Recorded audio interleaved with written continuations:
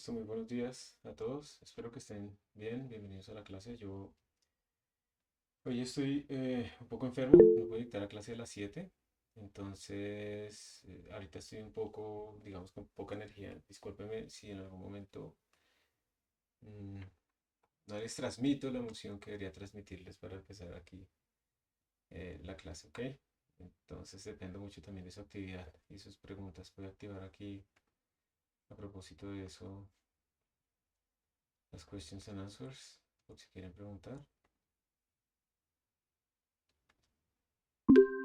Y listo. Entonces, vamos a arrancar ya nuestra clase como tal de programación. Vamos a hacer una introducción hoy de qué es programar específicamente en C++, qué es lo que eso implica. Y con eso pues vamos a ir viendo, pues, digamos que obviamente detrás de la programación, de tomar un computador y programarlo, pues hay muchísimos detalles. Entonces vamos a saltarnos algunos, a hablar de otros, porque pues es importante que nosotros sepamos un poco qué es lo que está pasando por debajo si queremos aprovechar mejor los recursos. La abstracción obviamente es necesaria y útil. Nosotros no vamos a empezar a hablar pues de compuertas lógicas o algo así, ni su implementación en circuitos, porque nos demoraríamos mucho tiempo para poder llegar a hacer un Hello World. Pero por otra parte, el saber, tener una idea aproximada de lo que está sucediendo por debajo, pues precisamente nos permite a nosotros, por ejemplo, en el caso de un problema, pues poder tratar de pensar mejor cuál puede ser la causa. Y así como en la vida y así como en la carrera en programación, uno se la pasa resolviendo problemas, ¿sí? Entonces eso es lo que debemos hacer nosotros. Entonces, aquí está viendo el dev container. Entonces vamos a entrar. Si quieren les copio, si les voy a copiar aquí al chat. Ustedes ya deben tener, digamos, esta página de referencia la tienen que tener sus bookmarks. De alguna manera acceso fácil, ¿sí? No que les toque todo el tiempo estar entrando de nuevo a Moodle a buscarlo y cosas de ese estilo. Entonces vamos a empezar por acá. Voy a aumentar un poco la fuente. Ustedes por favor me confirman si ahí lo están viendo bien o si se ve muy pequeño, muy grande, muy oscuro o está bien. Manito arriba si está bien, escriban en el chat si no está bien o díganlo. Está un poco pequeño. Un poquito pequeño, listo, lo voy a aumentar un 3 más, gracias. Ah, ahí, ¿está bien? Sí, señor. Listo, gracias.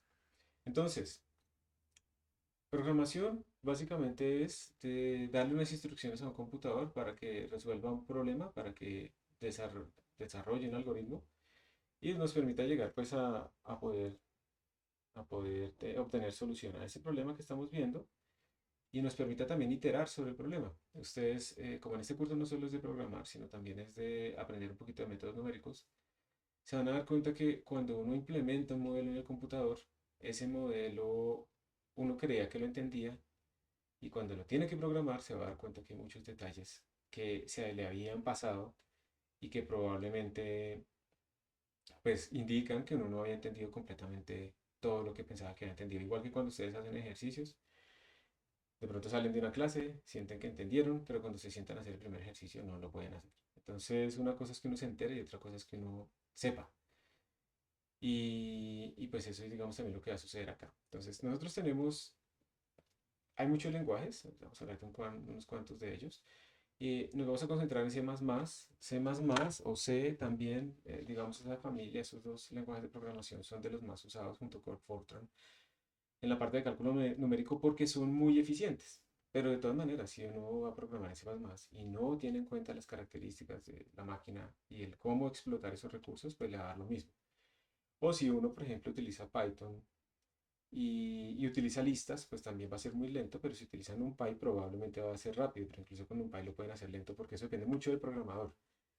Entonces, digamos que la idea también en este curso es que ustedes vayan viendo ciertas em, buenas prácticas para que esto nos vaya ayudando a nosotros a futuro a programar con menos errores y con mayor desempeño. Entonces, C++ es un lenguaje de programación de alto nivel. ¿Qué quiere decir alto nivel? Digamos que cuando ustedes tienen lenguajes de programación, ustedes, digamos, la programación empezó escribiendo literalmente bits, que son como, digamos, 0 o 1, y que, y que es lo que, digamos, que se puede representar en estos computadores como decirlo, nuestros computadores clásicos, porque yo puedo medir cuando un voltaje está por encima o por debajo de un cierto valor. Entonces tengo esa señal eléctrica análoga que puedo interpretar como un bit y también en lo magnético yo puedo interpretar si, digamos, el polo norte va hacia arriba, el polo norte va hacia abajo y con eso yo puedo almacenar información y también leer si ese bit es uno o es cero. ¿Listo? Entonces digamos que al principio se programaba de esa manera. Por ejemplo, hay en los museos de Estados Unidos de las misiones espaciales, hay ejemplos de cómo ellos programaron esas misiones. El celular que ustedes tienen ahí a la mano es más potente que los computadores que se usaron en esa época para programar la llegada a la Luna.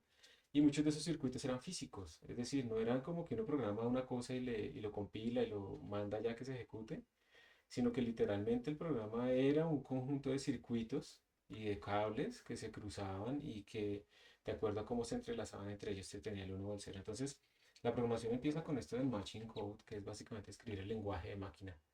Y eso pues es muy difícil, obviamente. ¿Sí? Es muy difícil, no es portable, solo funciona para esa máquina.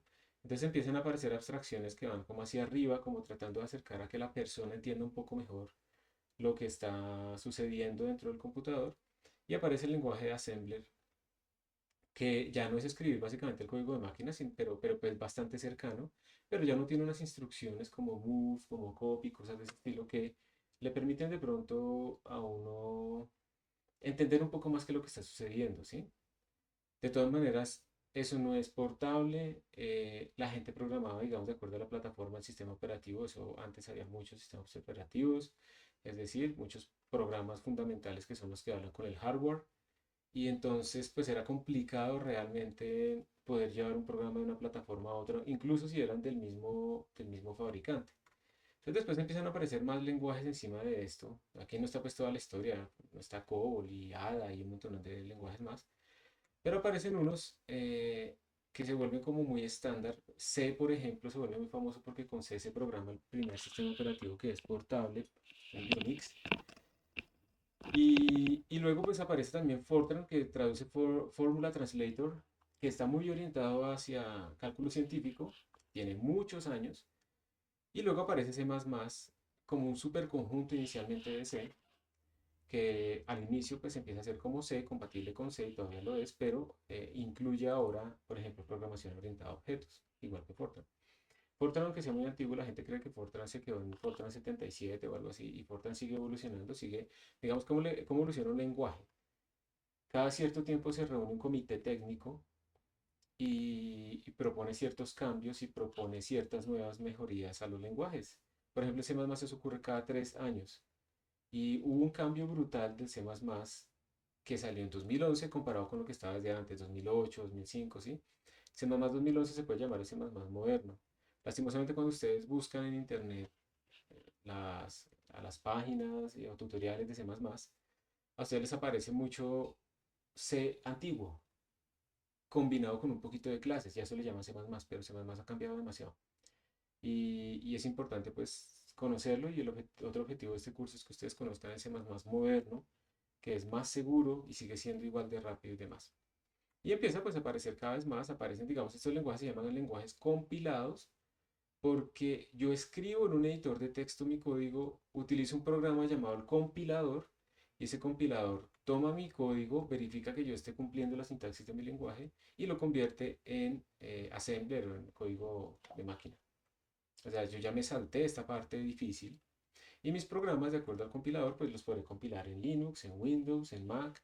No importa, desde que tenga el código fuente, los puedo portar. Entonces esto hace que, digamos, se separe un poco la dependencia con la plataforma y la gente pueda programar más. Y pues también siguen apareciendo más lenguajes, hay muchos más que son compilados y hay varios más que se llaman interpretados, como Python. Entonces en Python se va yendo como línea por línea del código fuente y se va interpretando eso. Hay formas de precompilar Python, hay formas de que Python hable C++, C, Fortran, que se comuniquen entre todos ellos. Pero digamos el concepto de Python es ese, es un lenguaje interpretado, ¿sí? Y se va línea por línea, pero pues como les digo, pues hay formas en las que se puede hacer eso aún más eficiente.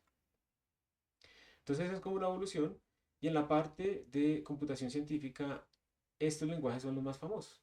Ustedes van a mirar cuáles son los lenguajes que más se usan en el, digamos, el top 500 de supercomputadores y cosas así, y siempre están estos lenguajes como base.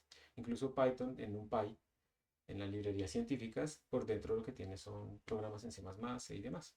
Entonces tenemos como esta jerarquía, está el Machine Code, luego el Assembly, luego está C, que traslada, digamos, las cosas hacia Assembly, C++, y pues ahí para arriba hay muchos más lenguajes, ¿listo? Pues aquí obviamente faltaría Python, dentro de estos lenguajes interpretados como Perl, JavaScript, que apuntan también a soluciones diferentes. JavaScript es muy utilizado en la parte web.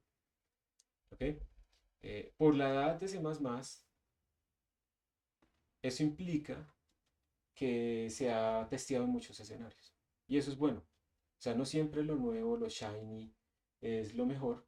Normalmente uno también puede ver que lo que está viejo y que sigue funcionando, pues quiere decir que ha sido muy bien probado.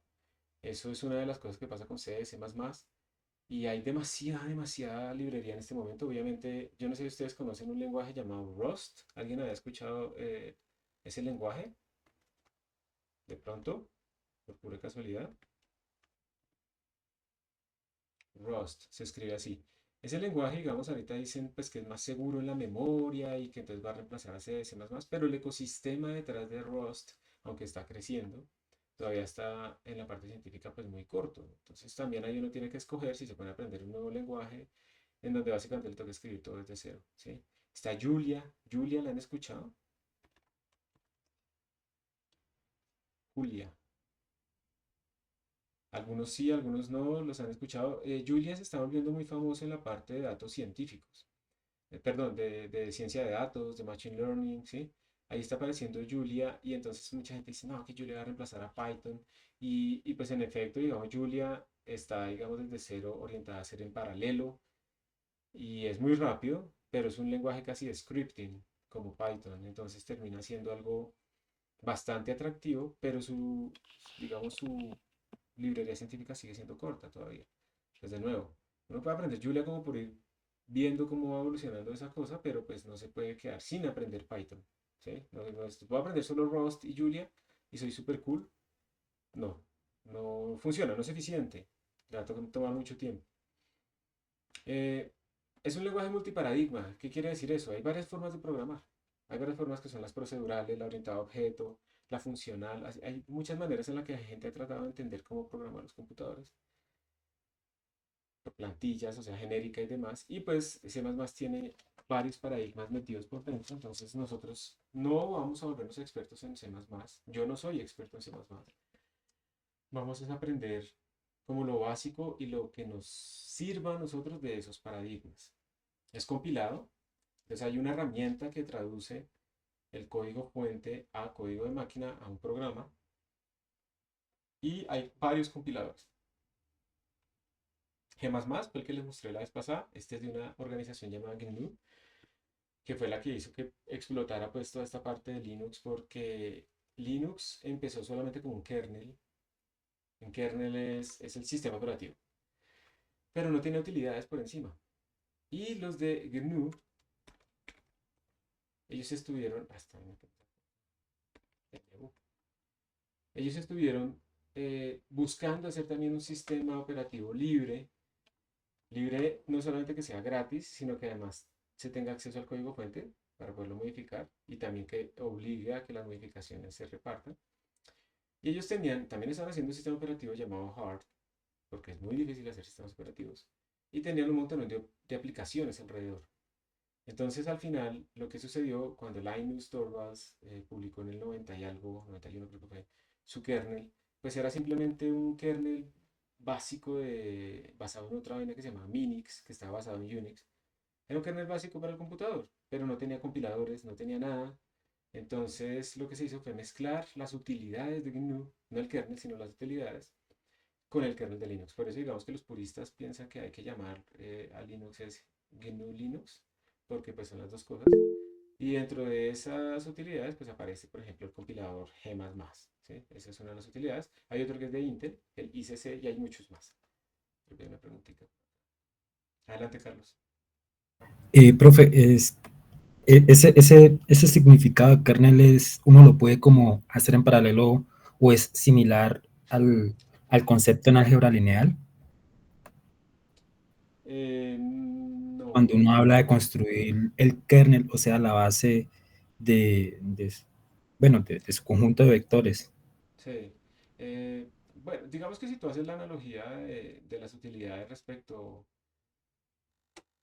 o sea, digamos, hay como una posibilidad de encontrar una analogía, pero yo creo que es bastante complicada. Por ejemplo, cuando tú haces una base, la definición de la base es que tú puedes escribir un vector en términos de esa base, simplemente de acuerdo a combinaciones lineales de eso, ¿cierto? Entonces uno podría pensar, por ejemplo, que los programas que uno tiene idealmente se pueden escribir en términos de usar funcionalidades o utilidades básicas de diferentes maneras. Entonces uno podría pensar que hay una composición, ¿sí? Pero yo creo que es complicado, pero se podría hacer una analogía, pero es bastante complicada porque esas mismas utilidades tienen que tener también por dentro más utilidades de más bajo nivel hasta que llegamos pues al bit y a la instrucción y a la lectura y a la suma y a la escritura. Entonces, podría ser, pero no, yo no creo que se pueda hacer directamente una analogía tan como tal con el kernel. ¿Listo? No lo veo, pero pues puedo estar equivocado. Ah, listo, profe, lo mencionaba era Pero por el nombre nada más. sí, sí, sí, no, pero es una observación interesante. Aquí en este caso kernel es como que si yo quito el kernel, pues yo no tengo cómo hablar con el hardware. Es lo más fundamental que yo necesito. Windows tiene un kernel, ¿listo? Tiene un kernel y por encima pone la interfaz gráfica y O sea, demás. es el núcleo. El núcleo del sistema operativo es lo Ok. fundamental. No es el núcleo físico, no es el núcleo del procesador, no, es el núcleo del software que nos va a permitir a nosotros poder decirle al procesador funcione, léame esta USB, todo ese tipo de cosas, pasarla a la RAM, etcétera. Gracias por la pregunta. Queda como una idea interesante. C++, C, Fortran, todos esos son lenguajes muy, muy eficientes. Entonces, cuando uno quiere hacer realmente algo eficiente, uno lo utiliza y todas las empresas que necesitan cosas muy eficientes necesitan este tipo de lenguajes y los utilizan, ¿listo? Y hay también juegos, los juegos obviamente tienen que ser muy, muy, muy eficientes, que están escritos en C++. De hecho, hay motores que ustedes pueden utilizar para hacer juegos, como Unity, que están escritos en C++, ¿listo? Entonces, nosotros digamos que hiciéramos, yo no sé por qué este link no sale, poco a poco vamos descubriendo cositas. Quisiéramos como al final de este curso poder llegar a hacer una simulación como de este estilo, la voy a mandar al final de una vez, por acá, en donde pues hay un cañón, ustedes creo que no escuchan el sonido, ¿no? Pero aquí hay un cañón, están lanzando peloticas y esas peloticas están chocando entre ellas, pero no se interpenetran. Y además podemos fijar algunas quietas y que estén enlazadas con otras y por lo tanto eso se vuelve como una textura. Y uno ve esto y uno lo ve bastante real. No obviamente en los colores y eso, pero me refiero es como a la dinámica de ese sistema. Uno la ve bastante real. Pero ustedes se van a dar cuenta que son abstracciones y simplificaciones del mundo real bastante fuertes detrás de eso. Y por ejemplo, lo que uno busca en los juegos es que eso sea lo suficientemente realista, no que sea la física como tal. Y entonces también uno tiene que mirar hasta dónde necesita reproducir todas las interacciones posibles. Porque si yo me fuera al fondo de esto, pues estamos hablando de mecánica cuántica, ¿no? Entonces no es posible, realmente tenemos que hacer algo un poco más, o sea, los modelos, en cualquier área del conocimiento, los modelos están simplificando la realidad. Y lo que nos está permitiendo un modelo a nosotros es tratar de ver si solamente al utilizar esas cosas que yo consideré importantes, puedo puedo, digamos, representar el mundo suficientemente bien. Y el modelo cuando ya no funciona, cuando aparecen nuevos experimentos, nuevos datos que dicen, no, este modelo no está funcionando, pues lo refinamos. Ese es el método científico, ¿listo? Este, por ejemplo, es el logo de este canal, ¿sí? Entonces, obviamente es muy difícil que uno lance aleatoriamente pelotas de diferentes tamaños y le salga el logo, ¿no? ¿Ustedes cómo creen que él hizo esto para que saliera al final el logo? Iba fijando esferas. No, ¿Qué tal si él lo armó primero y luego hizo como la simulación para al revés y luego nos la actualizando? Exacto, exacto, sí. Hizo la simulación, luego puso la figura para ver de qué color tienen que ir las cosas y luego se devolvió. Entonces casualmente la lanzaba. O sea, claramente no lo mandó aleatoriamente. Pero en todo caso, esto es, digamos, lo ideal que podríamos llegar nosotros a hacer. No es tan complicado, pues no vamos a llegar hasta este punto, pero sí vamos a hacer una simulación de este estilo. Y aunque ustedes no lo crean, los algoritmos detrás de esto, como el algoritmo de Berlet, son los que se utilizan cuando se están haciendo simulaciones de dinámica molecular para mirar la membrana celular, para mirar las vacunas, cómo funcionan, cómo se pega el COVID, ¿sí? Todo eso. Y también se utiliza para hacer simulaciones de medios granulares, de suelos y demás. Es curioso porque unas pelotitas simulan los suelos, entonces salen las leyes hipoplásticas y las leyes de la ingeniería. E incluso se utiliza para simular pues, el sistema solar o colisiones de sistemas de asteroides y demás. Entonces, son cosas muy potentes. Obviamente son modelos y lo que se está haciendo es simplificar hasta un cierto punto la realidad. Entonces, esto es idealmente lo que quisiera que se pudiera hacer al final. Y pues también obviamente dependiendo de la dinámica hay cosas mucho más complejas. Esto ya es un software que se llama Box2D. También hay Box3D y este es un testbed. Esto es como una página donde nos permite a nosotros jugar un poquito con la dinámica. Vamos a ver si carga. Con la dinámica de estos sistemas.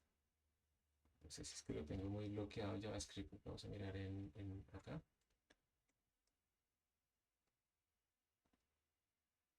Ah, ya. Tenemos acá. Entonces estos son un montón de pelotas también que están rebotando, pero esto es diferente a lo anterior. Resulta que en el anterior uno permitía una pequeña interpenetración y eso hace que uno pueda tener información de las fuerzas, pero también hace que uno no, pues que se demore más. En estas, los sistemas son rígidos, entonces se supone que no hay interpenetración, eso implica otras cosas y la dinámica entonces es un poco más rápida, pero también uno pierde información de las fuerzas. A mí lo que me interesa es qué está pasando en el contacto y demás, pues necesito el otro método. Si lo quiero todo rígido, pues utilizo este método, ¿sí? Entonces aquí ustedes pueden jugar y estos son cuerpos rígidos y entonces uno puede, digamos, soltar esto y ver cómo interactúa. ¿Listo? Y uno puede controlar el coeficiente de restitución, el coeficiente de fricción y con eso puede hacer que esta dinámica pues cambie. ¿Ok?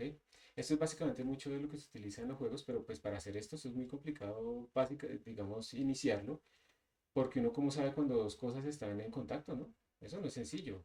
Dos cosas en contacto. Uno lo mira, nuestro procesamiento visual es muy rápido, pero en el computador tenemos que hacer un bounding box de cada cuerpo, mirar cuándo se intersecta con otro, luego sacar unas reglas de intersección real, corregir que eso sea estable. Bueno, hay muchas cosas por detrás, pero pues son este tipo de simulaciones las que nos permiten a nosotros después incluso hacer cosas virtuales, robóticas y demás. Pero todo empieza con un lenguaje de programación, ¿sí? Entonces esto era para mostrarles algo de lo que se puede hacer. Eh, y digamos esto también va a que los computadores son muy rápidos. Uno no es consciente de lo rápido que son los computadores, los celulares que uno utiliza. La cantidad de flujo de información que está ocurriendo en este momento en la memoria RAM de sus computadores es gigantesca, ¿sí? Entonces digamos que aquí hay unas preguntitas. Aquí está un loop en C y un loop en Python, que lo que hace es como recorrer una cantidad de números, la misma cantidad de números en ambos casos. ¿Listo? Entonces la pregunta es, si yo estoy haciendo aquí un loop, digamos yo no sé cuánto es el number, lo voy a leer de algún lado y aquí también no sé cuánto es el number. ¿Cuántas iteraciones creen ustedes que se pueden hacer? ¿Cuántas iteraciones de este bucle, de esta repetición, de este for o este for, ¿sí? Estos son dos bucles en el lenguaje. ¿Cuántas creen que se pueden hacer en un segundo en sus computadores? Una, 10, 100, ¿cuántos? Como 2 a la 8. 2 a la 8. Entonces, ¿cómo traducimos eso a base 10? Hay un truco, ¿no? 2 a la 8. Pues para tratar de estimarlo y compararlo acá. Entonces, miren, el truquito es, cuando yo tengo 2 a la 8, yo puedo recordar lo siguiente. 2 a la 10 es 1024. O sea que esta vaina es casi 10 a la 3, ¿cierto? Entonces yo podría decir que 2 a la 8 es 4 por, no, perdón, sería 2 a la 10, todo sobre 4, ¿cierto? O sea, metí dos potencias, bajo dos potencias. Y esto me daría 2 a la 10 es 10 a la 3, entonces esto me daría aproximadamente 10 a la 3. Con esto es que los tumban ustedes cuando compran discos duros, porque ustedes les venden con potencias de 2, pero realmente el almacenamiento es con potencia de 10, que es un poquito más pequeño. Entonces uno compra, no sé, 80 gigabytes y cuando lo conecta tiene menos. Bueno, 10 a la 3 sobre 4. 10 a la 3 sobre 4 es 1000 sobre 4, o sea que aproximadamente 250, ¿sí? Más o menos. ¿Estamos de acuerdo? Entonces pongámosle eso. ¿Alguien tiene alguna otra propuesta? Miren, bueno, es que ya lo marcó. 10.000, yo le puse más, mucho más, 250 hemos dicho, le puse 10.000 y miren lo que puede hacer un computador en un segundo. Más o menos 1.000.000, perdón, 1.000.000.000 de operaciones en un segundo. Este for puede repetir 1.000.000.000 de veces en un segundo. ¿Será que en Python es diferente? ¿Ustedes qué creen? ¿Qué le pongo acá? 10 millones. 10 millones, listo. Tac. Bien, Python es más lento, ¿sí? Optimizado puede llegar a los 100 millones, pero pues C++ puede ser 10, 100 o 100 veces, 10, 100 o 1000 veces más rápido que Python. Si uno lo utiliza mal, por ejemplo, esto no está muy bien utilizado. Pero sigue siendo mucha información. O sea, imagínense ustedes hacer una iteración, una respiración. Entonces imagínense hacer 100 millones de respiraciones en un segundo. ¿Sí? Los computadores son muy rápidos, pero el software cada vez es más complejo y cada vez está más mal diseñado. Entonces, las cosas no funcionan tan rápido como deberían, ¿sí? Lastimosamente. Pero los computadores son muy rápidos y la idea es que se les saque el jugo a nuestros programas para llegar a este tipo de situaciones. Ahí en esa página ustedes pueden ver más preguntas para hacerse una idea de más o menos qué tan rápidos son sus computadores. ¿Listo? Eh, y digamos, si ustedes quieren saber qué está pasando por debajo, ese es un canal que a mí lo descubrí hace poco y me ha gustado mucho y se lo recomiendo si tienen curiosidad y hay muchos videitos relacionados. Este es Inside Computer Hardware, entonces lo que tratan de explicar es qué es lo que está sucediendo realmente por dentro, pero en Branch Education, que se llama el canal, ellos tienen muchas más explicaciones, cómo funciona, por ejemplo, un disco duro. Ustedes no se imaginan, por ejemplo, la memoria RAM, es donde está ahorita todos mis programas montados, la cantidad de flujo de datos que está generándose por segundo. Eso es como si ustedes llenaran un disco duro como en 10 segundos. Es una cosa impresionante, ¿sí? Es por eso también que la RAM es de las cosas más importantes que uno debe tener cuando va a comprar un computador, no solo el procesador, sino la RAM también, para que quepan más datos en un momento dado. Y también asimismo explican, digamos, por ejemplo, cómo se almacena en un disco duro la información, ¿sí?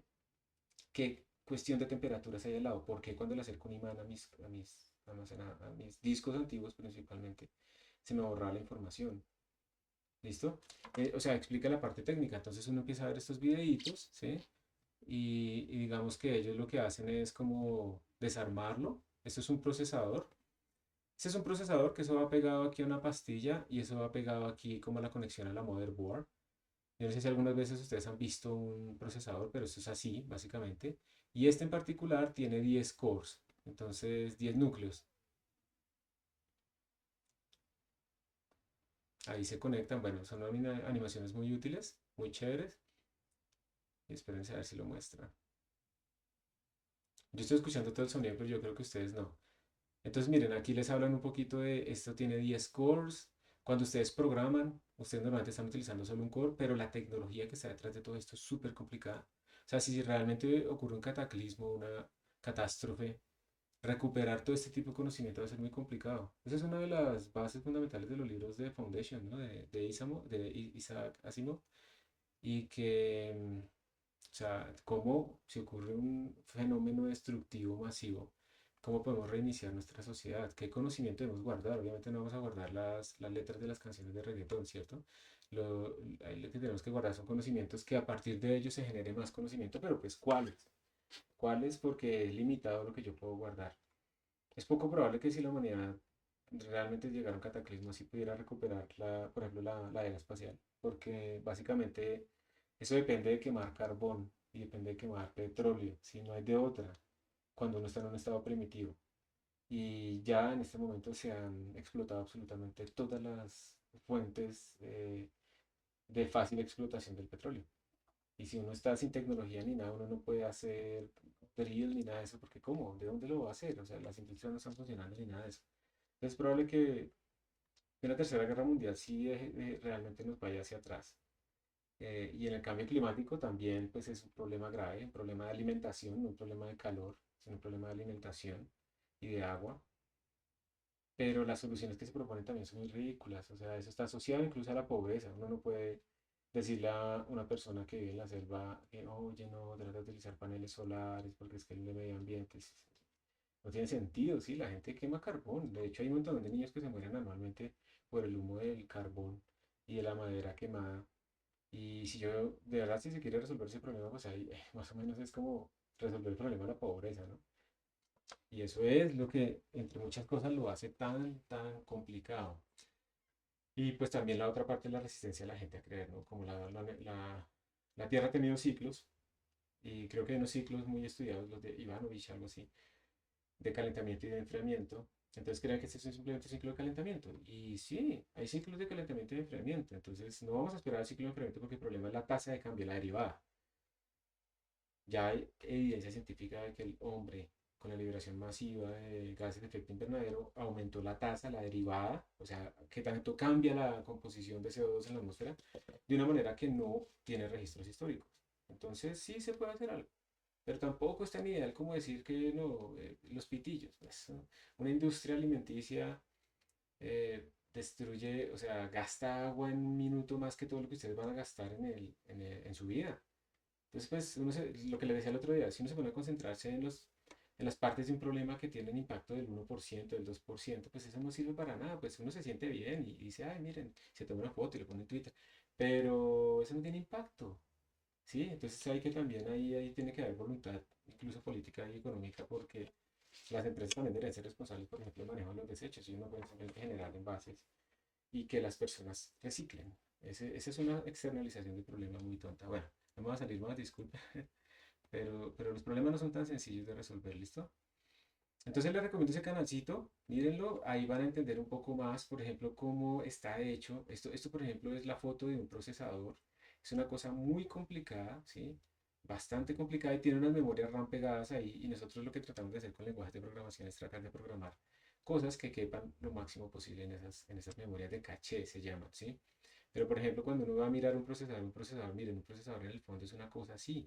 Esos son un montón de cables que se cruzan, pasan por encima, por debajo y demás, para generar las diferentes compuertas lógicas que se están utilizando allí. O sea, eso es una cosa impresionante, ¿sí? Eso es de ingeniería muy brutal. Entonces, bueno, si les da curiosidad enterarse un poco más, lo hacen ahí. Entonces, ya hablamos de esto, pero yo aquí lo utilicé como la jerarquía, pero miren que en los ejes tenemos dos cosas, la productividad del programador y el tiempo de ejecución. Y observen que la productividad es más alta para lenguajes como Python, es decir, ustedes pueden llegar más rápido a una solución en un lenguaje como Python, ¿sí? Como ya tiene muchas librerías, como la sintaxis es relativamente sencilla y como Google Bard, bueno, ahora se llama Gemini, o ChatGPT, pues nos dicen los códigos, entonces llegamos como más rápido, ¿cierto? A resolver el problema. No necesariamente resolver el problema, pero al menos a escribir el código. Mientras que obviamente si yo estoy escribiendo en Assembly, pues la productividad es terriblemente mala. Me demoro muchísimo en resolver el mismo problema. Pero como todo en la vida es un balance, entonces yo programo en Python, el tiempo de ejecución, si yo lo hago a las patadas solamente por programar rápido, probablemente va a ser lento. Pero también depende, o sea, ¿qué es lento? Si yo hago un programa que en Python se me demora 10 segundos, ¿sí? Y si yo lo hiciera en C++ se me demora 0,1 segundos, pues da lo mismo, o sea, 10 segundos no son nada comparado con lo que necesitamos nosotros.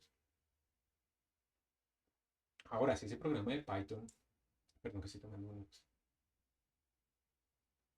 si ese programa de Python yo lo voy a ejecutar 1 millón de veces, ahí sí se va a notar la diferencia entre hacerlo entre Python o C, o C++. Entonces todo depende, o sea, no es tampoco como que yo soy super high performance y entonces voy a producir lo máximo posible y me voy a maximizar porque vivo una vida así, entonces no. Uno tiene que ser pragmático y tiene que escoger la solución apropiada. ¿Listo? También en este momento, por ejemplo, hay una consideración de los lenguajes que más producen gases de CO2.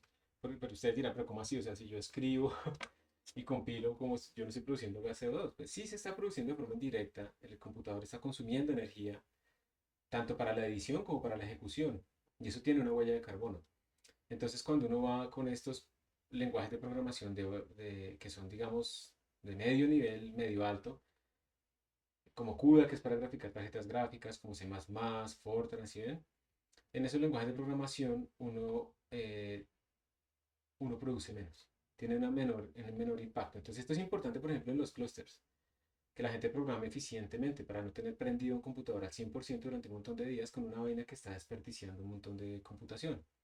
Y a medida que va subiendo, pues tenemos lenguajes que producen como más huella de carbono. De todas maneras, yo sigo considerando que Python puede estar acá abajo si ustedes utilizan las librerías como SciPy, como NumPy, cosas así. De pronto a muchos de ustedes eso les suena raro, ¿listo? Pero es como para que tengan en cuenta que incluso cuando vayan a aprender Python, traten de pensar en qué está pasando en el computador, ¿sí? Por debajo, si la forma de lo que están haciendo es lo más eficiente o no lo es. ¿Ok? ¿Hay alguna pregunta hasta acá? Gracias, Juan Felipe, por lo de Branch Education. Sí, ese es el nombre. ¿Alguna duda, algún comentario? ¿Alguna vez ustedes han abierto un computador? ¿Lo han mirado por dentro cómo es?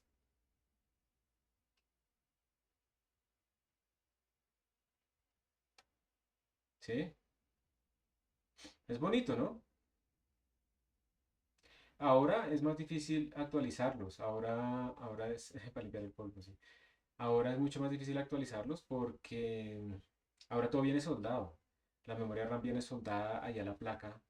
Ahora se llama un SoC, un System on Chip.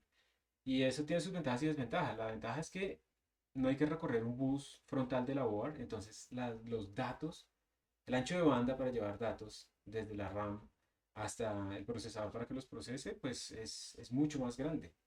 La desventaja es que yo ya no puedo, por ejemplo, actualizar ese sistema. Ya no le puedo poner más memoria RAM.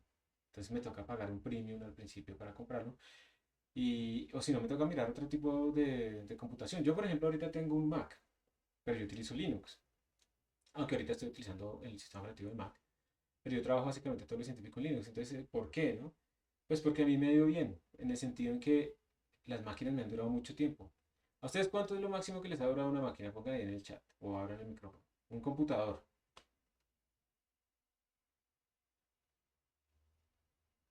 de portátil, ¿no?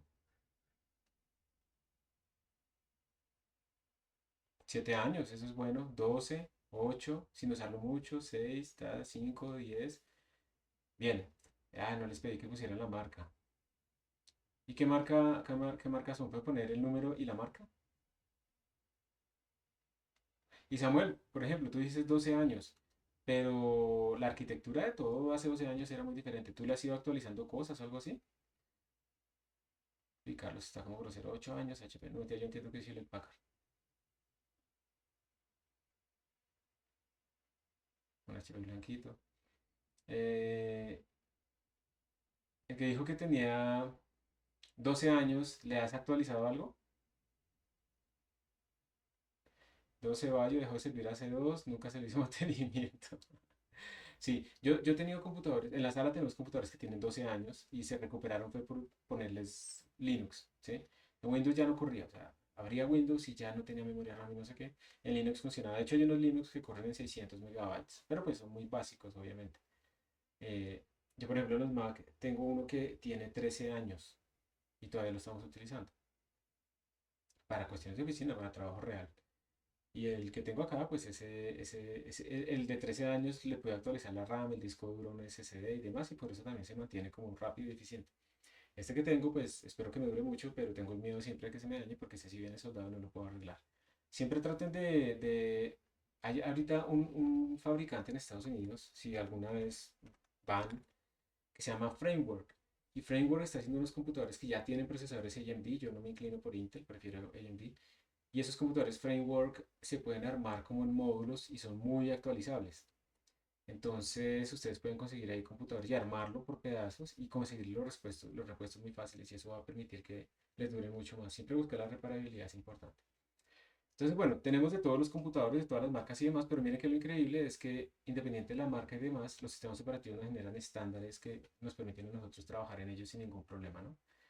Y eso es útil, la portabilidad es muy importante, la reproducibilidad, ¿ok? Entonces, bueno, ya digamos que vamos a programar. ¿Qué es lo que va a hacer un programador? Normalmente, digamos en nuestra área, ¿qué es lo que hacemos nosotros? Primero tenemos un problema. Entonces, lo primero, antes de sentarse a escribir código, es pensar en el problema. ¿Qué necesito para ese problema? ¿Sí?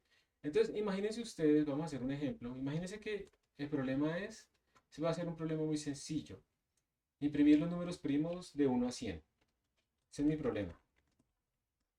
Eso ya lo hace ChatGPT y no nos deja pensar. Y ahí pues nosotros veremos si seguimos con eso o no. Listo. Sin saber programar. Esta es la parte del pseudocódigo. Sin saber programar, ¿qué piensan ustedes que deberíamos nosotros, qué necesitamos? ¿Qué necesitamos hacer como frases? ¿Sí? Háblenlo en español, digan, pues yo necesitaría hacer esto, no importa que no lo digan en C++. Esta parte es muy importante, se llama pseudocódigo y eso es de uno hablando, se hace una idea de qué es lo que necesita. Incluso hay gente que utiliza un pato, un muñeco al que le cuenta las cosas que va a hacer para escucharse a sí mismo y así poder pues programar mejor. Entonces, díganme ustedes qué es lo que necesitarían. ¿Quién quiere decir algo?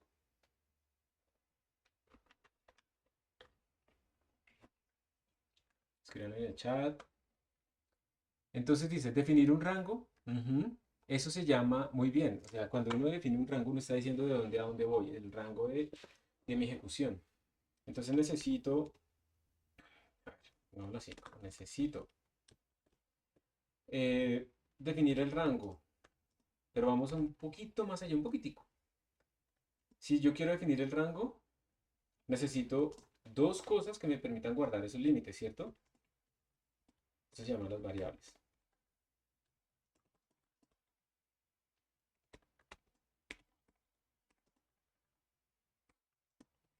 ¿Listo? Entonces necesito unas variables. Y esas variables, por ejemplo, cuando ustedes ven esas variables, ustedes dirían que necesitan números, digamos, reales, como 1.27 o algo así, o números más bien tipo enteros. ¿Qué creen ustedes?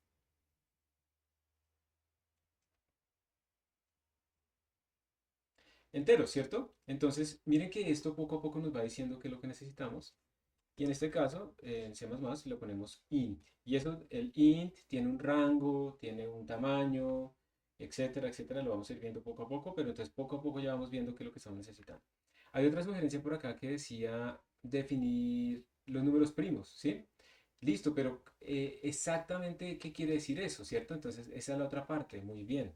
Yo necesito una regla o algoritmo, ¿sí?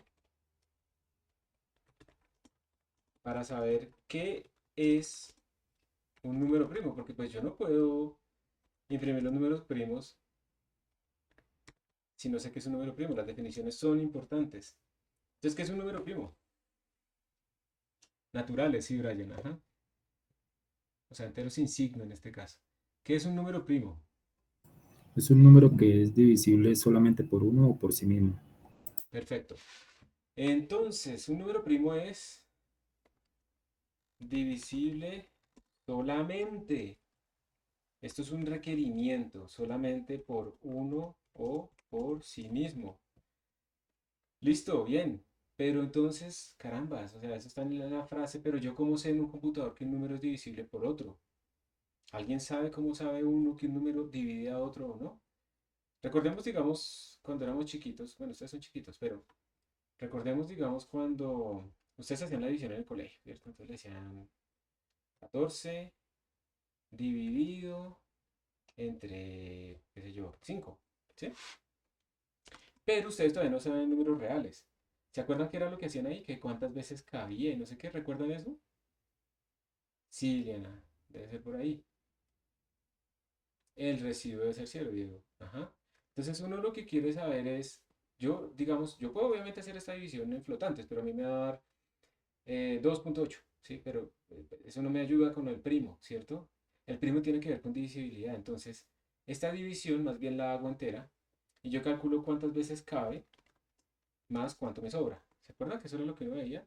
Entonces, ¿cuántas veces cabe por mi número. O sea, eso es lo que yo estoy buscando básicamente cómo escribo a 14 en términos de 5, ¿cierto? Eso es lo que yo estoy buscando. ¿Cuántas veces cabe? Es 14 sobre 5. En entero, le trunco, le quito los decimales, eso es cuántas veces cabe. Y cuánto me sobra se llama la operación residuo. Y para esa operación residuo se utiliza este operador que se llama el módulo y se utiliza esta sintaxis. Entonces díganme ustedes, ¿cuánto me da 14 sobre 5 en enteros? Olvídense de los decimales, sin aproximar ni nada, truncando la parte decimal.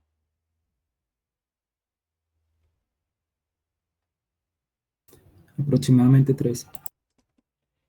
Pero no me aproximes. Lo curioso de esto es que en los lenguajes de programación, en la mayoría, cuando tú conviertes un flotante, vamos aprendiendo cosas, ¿no? Cuando conviertes un flotante en entero, se trunca, se le quita la parte decimal. Así tú tengas 2.9999999, si tú le quitas la parte decimal, te da 2. ¿Listo? Se toma la parte entera siempre del número. Exacto, Parte la entera del parte número. entera. Ok. La parte entera, siempre la parte de abajo, nunca aproximado. ¿Listo? Entonces, ¿cuánto da aquí? 2. ¿Cuántas veces cabe? Cabe 2 veces, ¿sí o no? ¿Y cuánto me sobra? Entonces, yo lo miro, 2 por 5 me da 10, o sea que me sobra 4. Y efectivamente, cuando yo escribo en el computador 14 módulo 5, me va a dar el número 4. Ojo porque, ay, changos, ¿qué? En programación, uno utiliza el mismo símbolo para diferentes cosas. En este contexto se entiende como el operador módulo, pero en otros contextos se entiende diferente, ¿sí? Para que no piensen que solamente que cuando vean un porcentaje, entonces siempre es módulo, no. En este contexto se entiende así. Listo, entonces ya sabemos que podemos calcular si un número es divisible por otro y cuál sería la condición. Entonces ahora sí, ya sabemos que yo quiero saber si un número es divisor de otro. ¿Cuál sería la condición en términos del módulo para saber si ese es divisible o no? Entonces digamos que yo Que tengo, ¿dale? ¿Qué módulo qué? sea 0. Perfecto. O sea, si yo tengo que 14 módulo 2, ¿eso cuánto me va a dar? 14 módulo 2, ¿cuánto me va a dar? 0. Cero. Esto me va a dar cero, ¿cierto? Entonces, si el módulo es cero, si no me sobra nada, pues el 2 es divisor, ¿cierto? Entonces aquí apareció una condición. Digamos que yo estoy probando un número arbitrario m y estoy verificando si n es divisor de ese m. ¿Listo? Eso es lo que yo estoy verificando. Entonces tengo estos dos números arbitrarios, no sé por qué no sale la coma. Ah, ya. Teclado chino, toca darle duro. Eh, yo quiero ver si n es divisor de m, eso es lo que yo quiero ver. Y yo voy a empezar a mirar para un n arbitrario, pues eso ocurre. Entonces, ¿ustedes qué creen? ¿Tendría sentido empezar con n igual a 1? Para empezar a mirar si es divisor.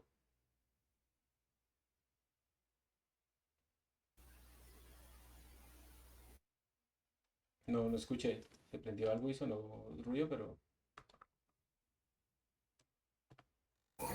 Pues no, si todos son divisibles por uno. ¿Cierto? O sea, no está mal. No está mal. Pero depende. Si yo incluyo el 1, entonces yo tendría que buscar que tenga dos divisores. El 1 y yo mismo. No necesariamente es eso, pero digamos que en la forma más básica. Si yo no incluyo el 1, entonces ya solo estoy buscando que haya otro divisor y ya no más. Entonces no está mal, pero sí afecta la lógica de mi programa. Entonces listo, yo tengo que variar n, entonces voy a decir n, a ver cómo lo escribimos, entonces vamos a empezar desde el número 2 y en principio iríamos hasta n, ¿cierto? O sea, voy a barrer todos los números, todos. Si el número es 2327, entonces voy a barrer 2, 3, 4, hasta 2327. Si nunca encuentro otro divisor, salvo el mismo número, entonces, pues ya, el man es primo, ¿sí? Es más, ¿será que es necesario ir hasta m? ¿Ustedes qué creen? ¿Será que es necesario ir hasta 2327 o podríamos ir hasta 2326?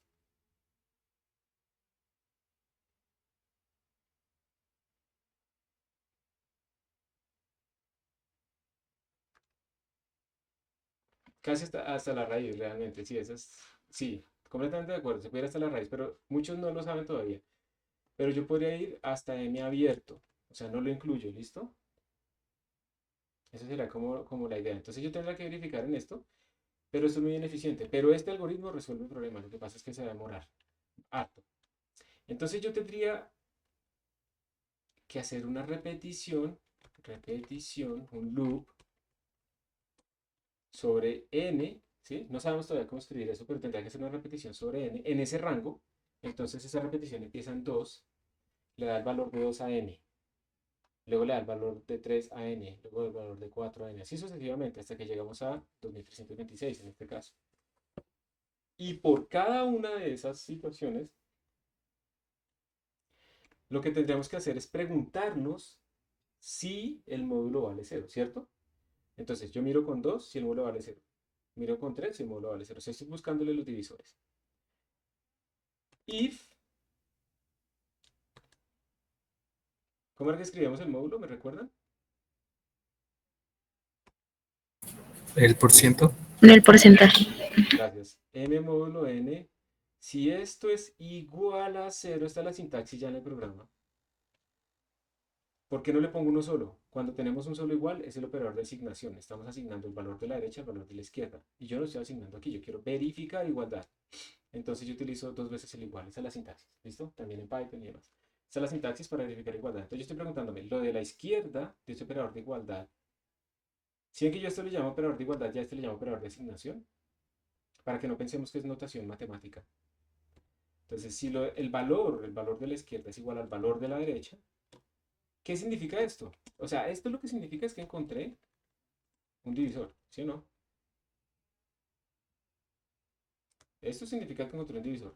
Y si ya encontré un divisor, pues yo ya debería como decir, no es primo, ¿cierto? Ya le encontré al menos un divisor. ¿Será que tiene sentido seguirle buscando más divisores? Si lo que estoy buscando aquí es que sea primo o no. ¿Ustedes qué piensan? O sea, una cosa es que esté mal y otra cosa es que sea necesario. ¿Creen que está mal o creen que es innecesario seguir verificando más divisores? Vuelve a decir porque solo se escuchó el ruidito. Innecesario. Yo digo que después de que encuentre más de 2 divisores, pues ya no es necesario. Exacto, no es necesario, pero la observación que tú haces es importante porque depende de la lógica. Si yo empiezo en 1, deberé ir contando cuántos divisores he encontrado, porque necesito 2 o más, porque incluye el 1. Ah, Si bueno, sí yo sería bueno. No, pero entonces, mira que eso es muy importante. Miren que todo lo que ustedes hacen en los rangos tiene impacto en la lógica. Si yo incluyo a M, si yo lo incluyo, yo tendré que estar contando cuántos divisores encuentro y cuando tenga 3, salir, ¿sí o no? Pero si yo me zafo de estos dos, se puede escribir así o se puede ir hasta M-1 incluido, ¿listo? Si ya quité el 1 y ya quité el mismo número, con que encuentre 1, ya está bien, ya no tengo que ponerme a contar, porque si tuviera que contar, yo tendría que inicializar aquí una variable contadora e irla aumentando cada vez que exprimo y luego hacer otra condicional para verificar si esa variable contadora es mayor o igual a 3 o lo que yo esté buscando. ¿Listos? Porque esa puede ser otra cosa, la tabla de cuántos divisores tiene y cosas así, y ahí sí tengo que contar. Entonces, si ven que cuando uno define estos rangos, y yo todavía no estoy programando ese más ni nada de eso, cuando yo defino estos rangos, eso tiene impacto en la lógica. Entonces, cuando yo encuentro al menos 1, pues yo ya, eso no es primo. Entonces, si esto es una función que verifica si un número que recibe es primo o no, pues retorno falso. Y si este man termina el loop y nunca encontró otro primo, pues la función debe retornar verdadero, es primo. Esto viene que no hemos programado nada, pero sí observa que nos permitió entender más el problema. Entonces lo que haríamos sería, por cada n en este rango, este es el código solamente para saber si un número es primo, ¿no? Pero aparte, yo lo que tengo es... Uy, no, esto no se nota nada. Bueno, vamos a hacer una cosa. ¿Pero ustedes qué dicen? ¿Será que ya terminamos nuestro programa? ¿Ese es nuestro programa ya? Recuerda que nuestro programa es imprimir los números primos del 1 al 100. ¿Esta parte está imprimiendo los números primos del 1 al 100? ¿O está simplemente verificando si un número es primo o no? Se lo verifica. Lo verifico. Exacto. Aquí estamos modularizando nuestro código. Estamos creando una parte que se encarga solamente de saber si un número es primo o no es primo. Pero todavía no estamos haciendo esta cosa. Entonces, digamos que podríamos decir que esta parte del código, ¿sí? Es una función que indica si un número es, upa, si un número es o no primo. ¿Listo? Porque esto no estaba, esto estaba riendo sobre los límites de un número arbitrario, pero no tiene nada que ver con el 1 y el 100. Llamémosla isPrime, ¿sí? Es una función que en principio recibe un entero, que es ese m que pusimos ahí, ¿listo? Y que en principio nos retorna una condición lógica. En C++, las condiciones lógicas se escriben con variables booleanas o variables diferentes de 0 enteras. Y los enteros se escriben con la variable, se designan con la variable int. ¿Listo? Entonces digamos que esta será nuestra función que recibe un número y nos retorna si ese número es primo o no. Esa función no sabe nada de qué estoy haciendo yo. Ella solo me dice a mí si un número es primo o no. Y esto es la clave de las funciones también. Hacer una función que haga una sola cosa y la haga bien. No hacer una función, o todo poner en la función main, que tiene 500 líneas y hace de todo, y pues uno ya ese código no lo puede entender, ni mantener, ni copiar, digamos, a otros que lo entiendan de una y eso es, aquí les estoy hablando como de buenas prácticas de programación, que es algo también importante, ¿sí? Entonces ya tenemos la función isPrime, y ahora sí vamos a resolver nuestro problema.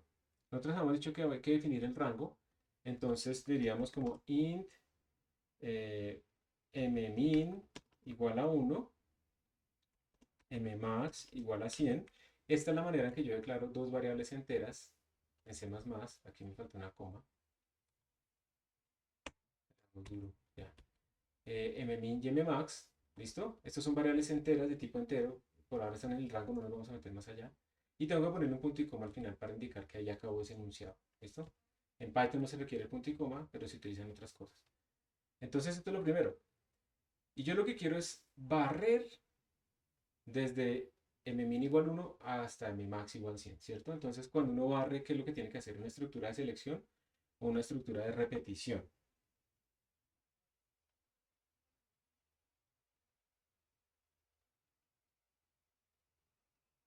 Si yo quiero pasar de m igual 1, luego m igual 2, luego m igual 3, ¿qué creen ustedes? Repetición. La repetición, Repetición, pienso. voy a repetir, exacto, voy a repetir la misma pregunta. La pregunta es, ¿este número es primo? Si es primo, imprímalo. Si no, no. Es la misma instrucción para todos. Entonces tengo que hacer un bucle, una repetición, un loop. Les voy a escribir el bucle, ¿cómo sería el bucle más sencillo? Entonces yo declaro aquí una variable m, que es la que va a tomar esos valores, empieza en mmin, punto y coma. Luego, esta es la inicialización de mi variable. La puedo aclarar afuera o allá adentro, tiene consecuencias, pero por ahora no son relevantes. Luego viene la condición de repetición, o sea, la condición que dice siga repitiendo, siga repitiendo. Entonces, ¿cuál sería la condición de repetición? Pues que m sea menor o igual a mmax. Esa es la condición de repetición. Cuando yo ya me pase a 101, yo ya no debería seguir repitiendo, ¿cierto? Por eso es muy importante que sea consistente la condición de inicialización y la repetición. Si yo aquí pongo que el mínimo es 200, este man empieza en 200, viene y verifica si 200 es menor o igual a 100, le dice que no, entonces no entra. Entonces, por esa razón, pues eso también tiene su detalle. Entonces, de esta manera, ya estoy diciendo, dije una cosa, ¿en dónde arranca? La condición de continuidad, pero me falta hacer una cosa importante. ¿Cuál creen ustedes que falta ahí?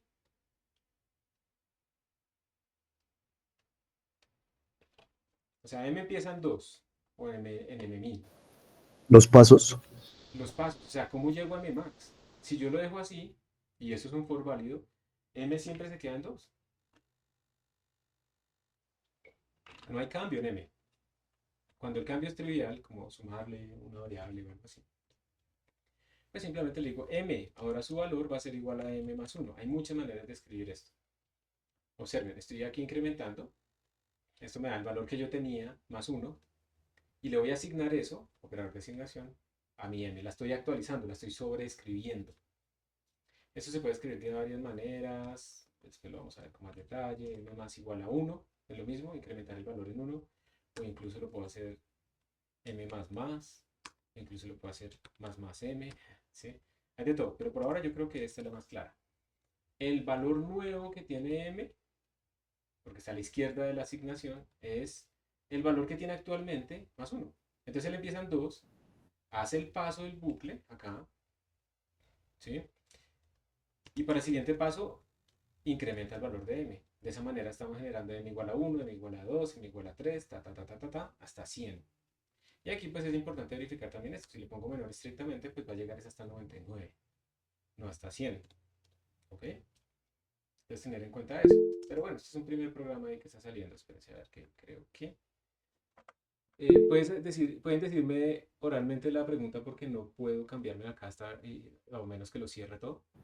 Profe, o sea, con esa nueva forma declarada de variable, digamos, si yo quisiera barrer solamente en números pares, multiplico ese m más 1 por 2, por ejemplo, o si Eso me es quiero ir en maravilloso. impares, más 1, 2 por la variable declarada más 1. Por ejemplo, o sea, no, ni siquiera la tienes que multiplicar, podrías sumarle de a 2. Entonces el man ya va en Ah, 1, 3, 5, 7, 9, por ejemplo. listo.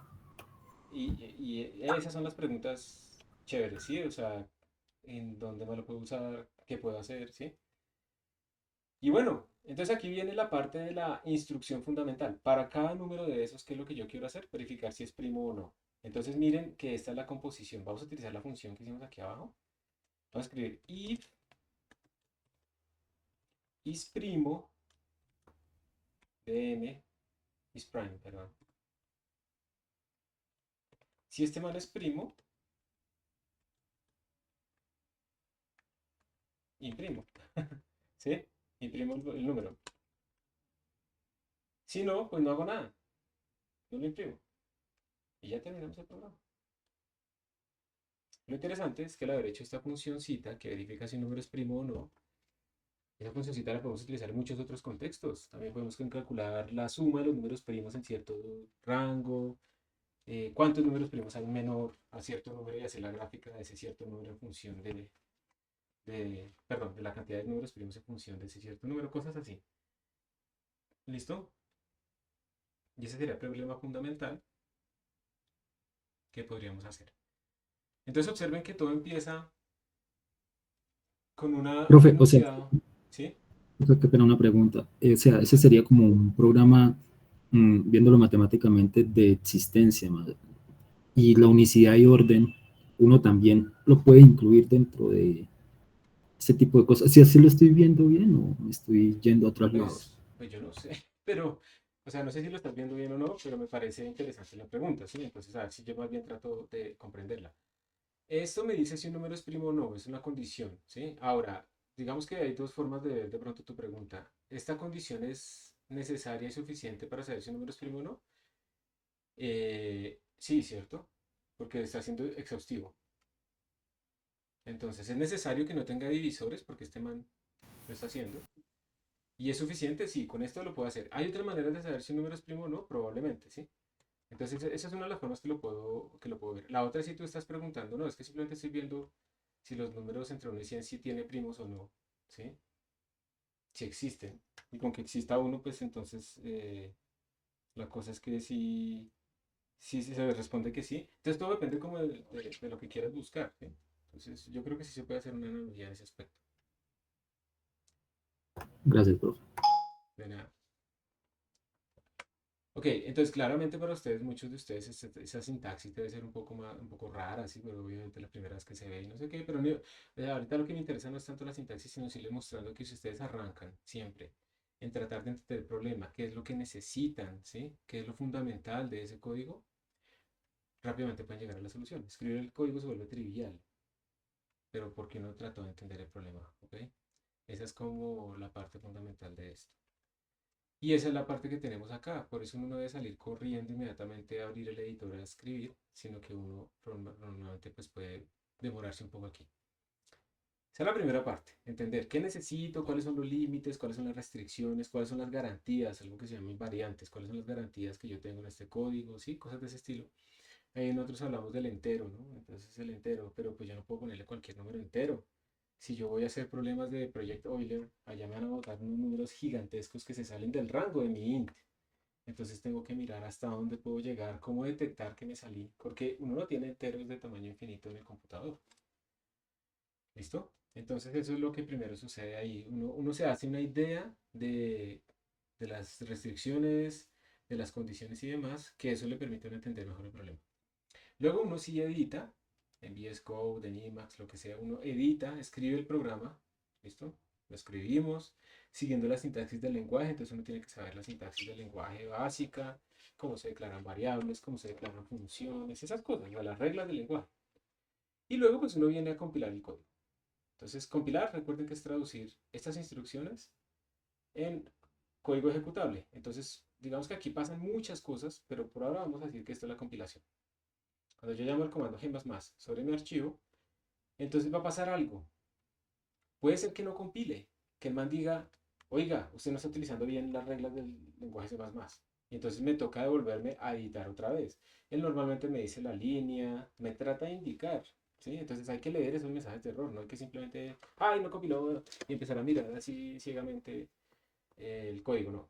Mirar la línea, entonces vamos y buscamos esa línea acá, y entonces ahí lo que hacemos es tratar de entender la causa de ese problema, tratar de pensar si no ocurre en más sitios, y tratar de ver cómo podemos evitar que lo volvamos a corregir. Miren que eso es muy filosófico, ¿no? Como cuando uno comete un error en la vida. Entonces, ¿qué fue lo que pasó? ¿Por qué sucedió? ¿Y cómo puedo tratar de evitarlo? Eso se llama experiencia, ¿sí? La idea de la experiencia es que uno, digamos que solamente cometa errores nuevos, no que cometa errores nuevos y los antiguos también. ¿Está bien? Entonces, eso es importante, no solamente corregirlo, ay, que me falta un punto y coma. Venga, pero yo cómo podría haberme dado cuenta antes de eso. ¿Sí? Ah, mire que Emacs o el editor me tenía ahí una cosa en rojo, no se movía, eh, no me fijé que me estaba avisando que faltaba algo, ¿sí? Entonces ya para la próxima lo voy a prestar atención, sí, lo que sea, es importante. Si están de buenas, entonces compila. Entonces compiló y generó el ejecutable. Pero eso no quiere decir que esté bien, porque una cosa es el problema y otra cosa es el código. Y a veces aquí hay como mucha confusión porque la gente cree que eh, esto, digamos, cuando yo escribo un código, esto representa el problema y eso es falso. El modelo computacional no siempre es el modelo que yo estoy tratando de presentar, porque uno se equivoca, porque uno no lo hace bien. Entonces, incluso si compila, eso no garantiza que vaya a estar bien. Solo compiló y ya está. O sea, se cumplieron las reglas del lenguaje. Eso es lo que evalúa. Pero no tiene nada que ver con el modelo que estamos tratando de implementar. Entonces compiló, perfecto, estamos felices, no tocó ir a editarlo, no sé qué. Y lo ejecutamos, ¿sí? Entonces ejecutamos el ejecutable. Puede pasar que el ejecutable bota errores, puede pasar que el ejecutable bota datos, y eso todavía no quiere decir que esté bien. Porque si un ejecutable me bota puros ceros en un promedio de cosas que no son cero, pues sí, está botando resultados, compiló, se ejecutó, pero pues están mal. Algo está pasando. Entonces ahí es donde uno tiene que analizar los datos para conectar esta vaina con el problema.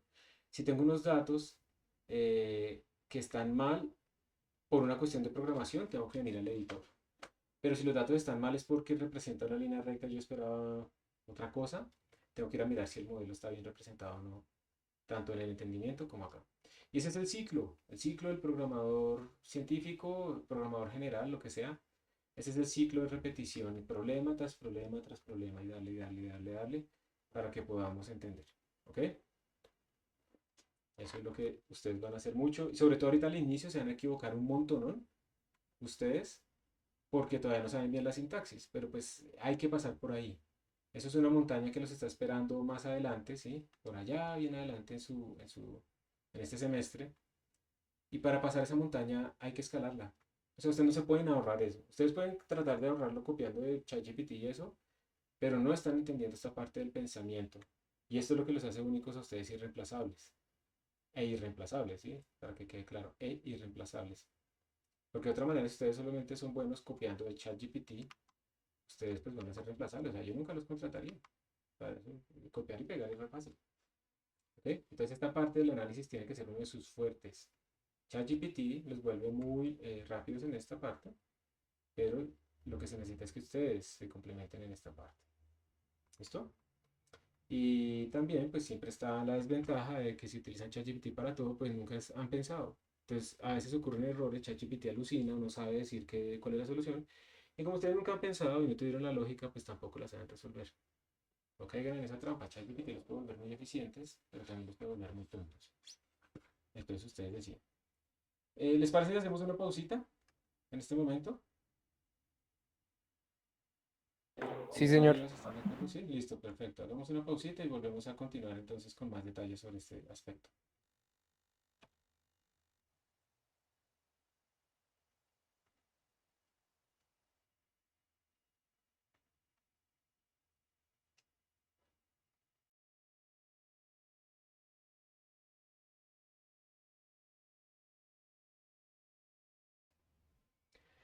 Listo, volvemos. ¿Me están escuchando?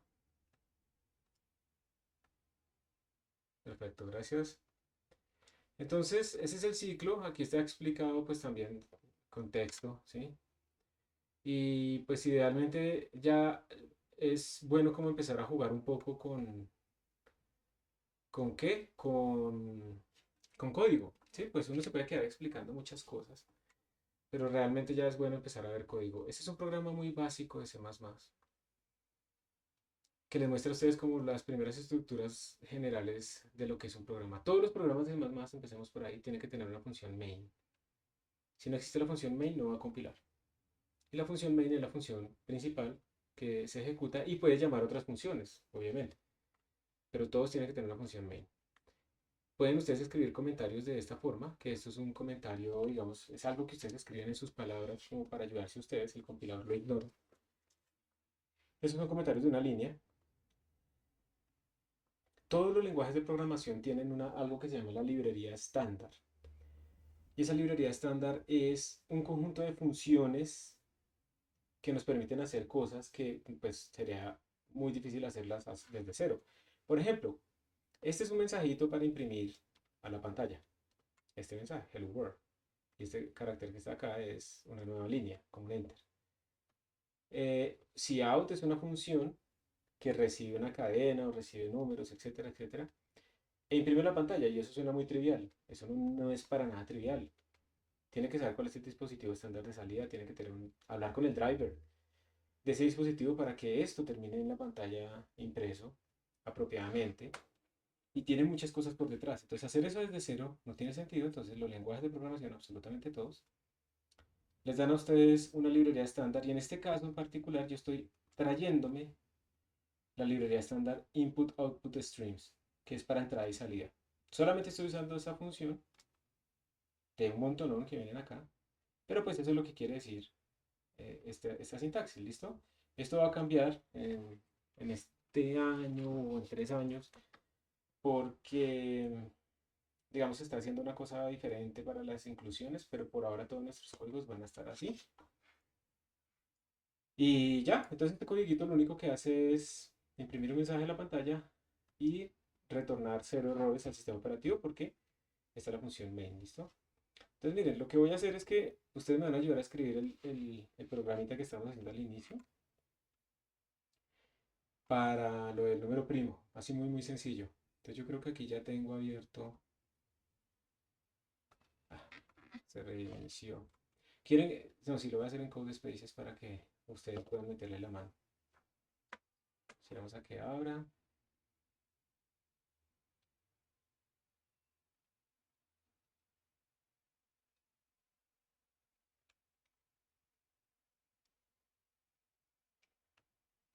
Mientras tanto, mientras esto abre, les voy contando que en la sala de cómputo todavía no se puede acceder porque la están pintando, entonces están apagados todos los computadores. Por si acaso han tenido problemas para acceder. Bueno, entonces eso lo vamos a dejar para despuesito.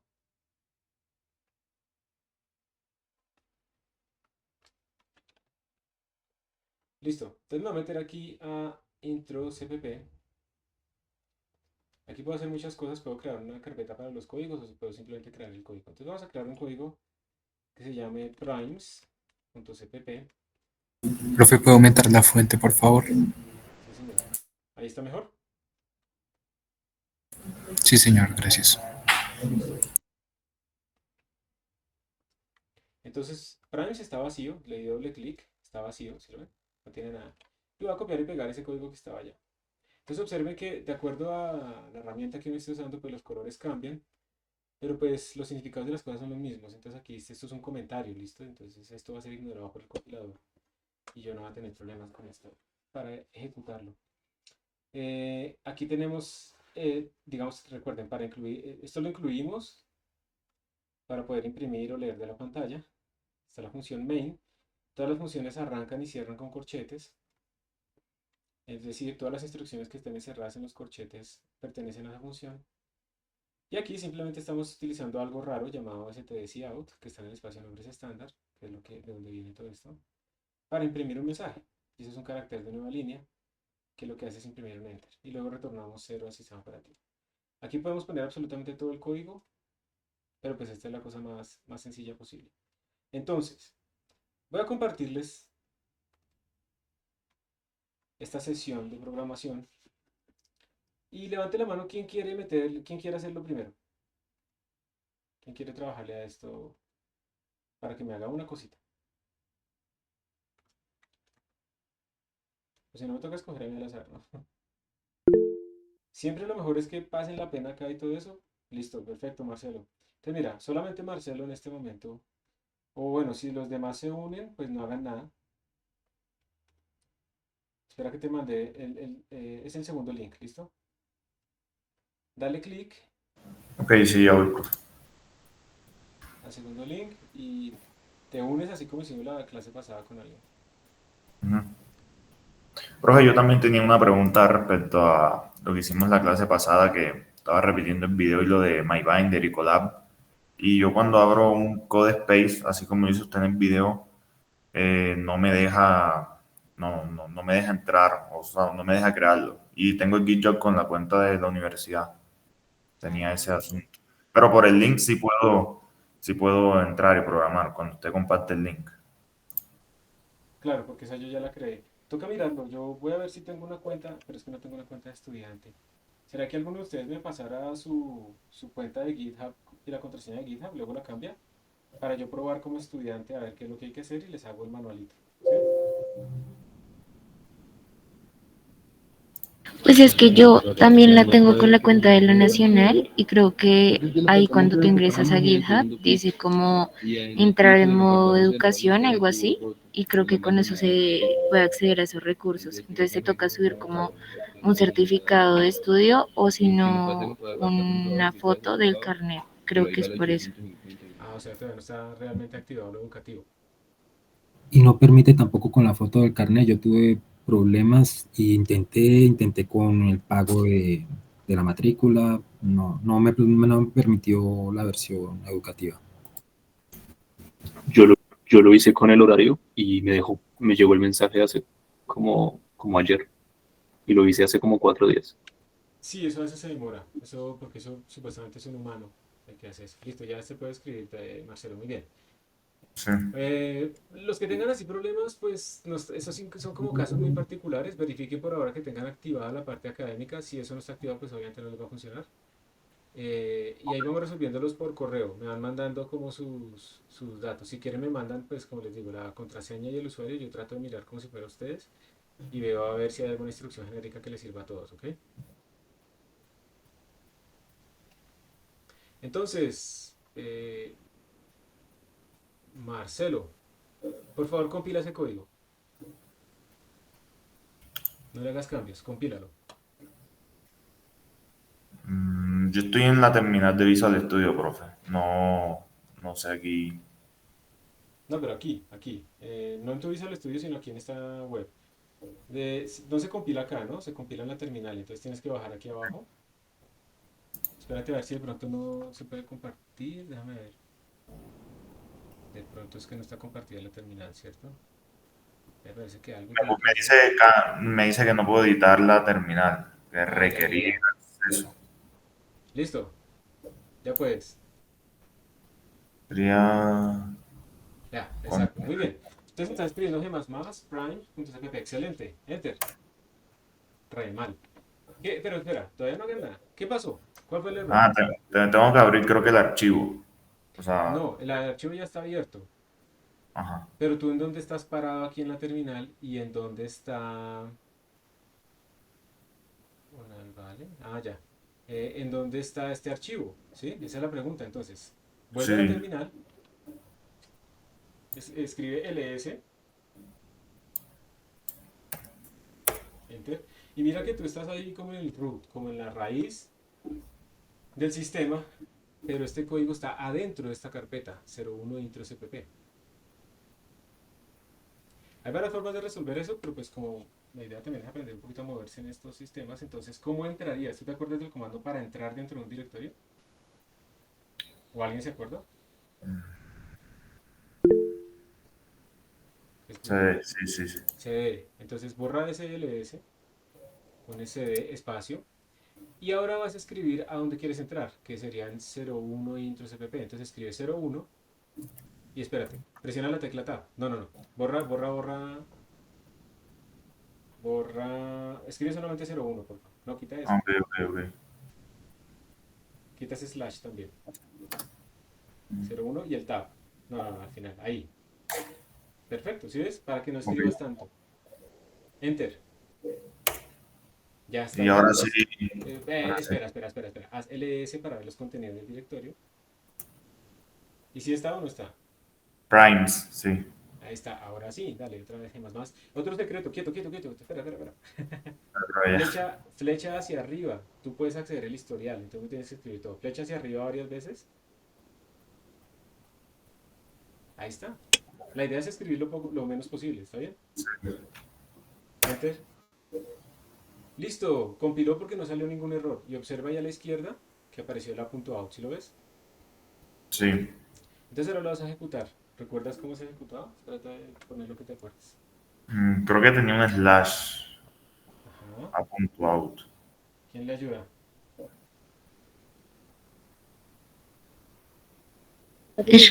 /a.out. O sea, es punto slash. Ese punto slash quiere decir el directorio actual.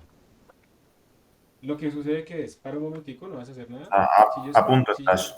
si yo, espera, mira. Pues Si yo ya, escribo ya no. simplemente, espera, si yo escribo simplemente a.out, me va a salir un error. ¿Por qué? Porque cuando yo escribo un comando aquí en la terminal, él busca ese comando en unas carpetas estándar.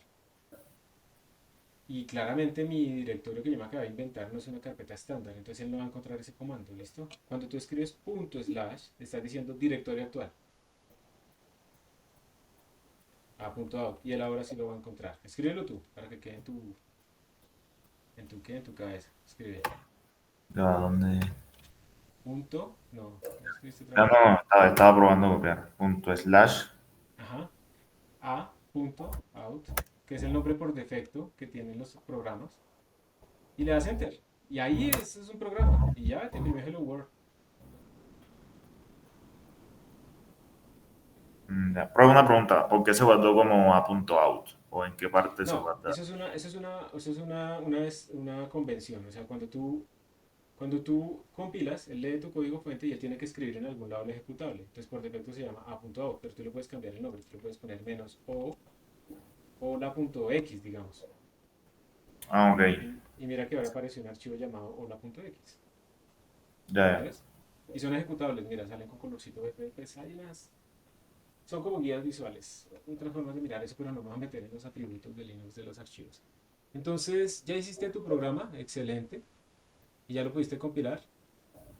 Entonces, ahora la idea sería que escribiéramos lo que teníamos antes de los primos, ¿sí? Entonces, vamos a hacer lo siguiente, miren. Acá en esta parte se va a escribir Es prime. la declaración. Declaración quiere decir solamente lo que recibe y cómo se llama. De isPrime. Obviamente ustedes ahorita no lo notaron, no lo tomaron foto, entonces ahora tendrán que tratar de recordarlo. Ahora acá vamos a poner la implementación. Ya ahorita les voy a decir qué es eso porque ustedes dirán, pero ¿de qué está hablando? La implementación ya es el código como tal, ¿sí? Entonces, unalvale. ¿Quién es? ¿Quién es unalvale? Yo. Entonces tú puedes escribir aquí lo que nosotros pusimos de qué era lo que recibía la función esa y retornaba y no sé qué. Vale. Bien, mientras tanto, yo aquí voy a comentar esta línea que no me sirve. ¿Listo? Y voy a hacer, digamos, el pseudoprograma de lo demás. Entonces es declarar las variables para los límites.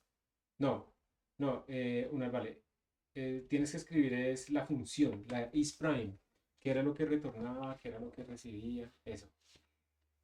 La definición para los límites, acá.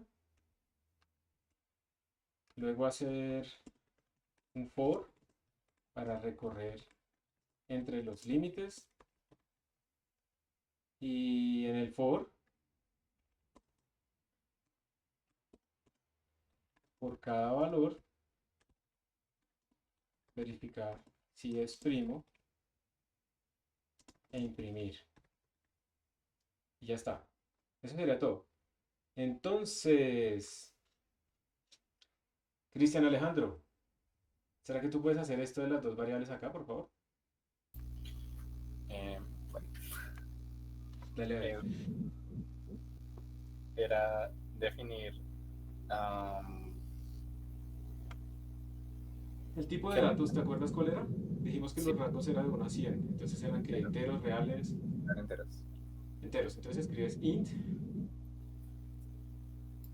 Ok. Ahí está, lo voy a marcar otra vez.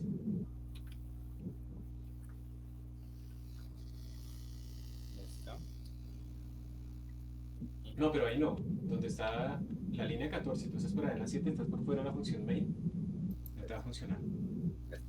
Los que entran como Anonymous no son con cuentas verificadas de GitHub, toca solo read only. Int, quítale eso, quítale el paréntesis porque tú no estás declarando una variable, una función. Las funciones se declaran con los paréntesis, pero tú estás declarando variables. Entonces, espacio, y ahí viene el nombre de la variable. Vamos a llamarla mmin, Y aquí es donde vale igual. igual, y le pones el límite, 1. Ok. Y coma, si vas a declarar más, pones coma para poner más. Nmax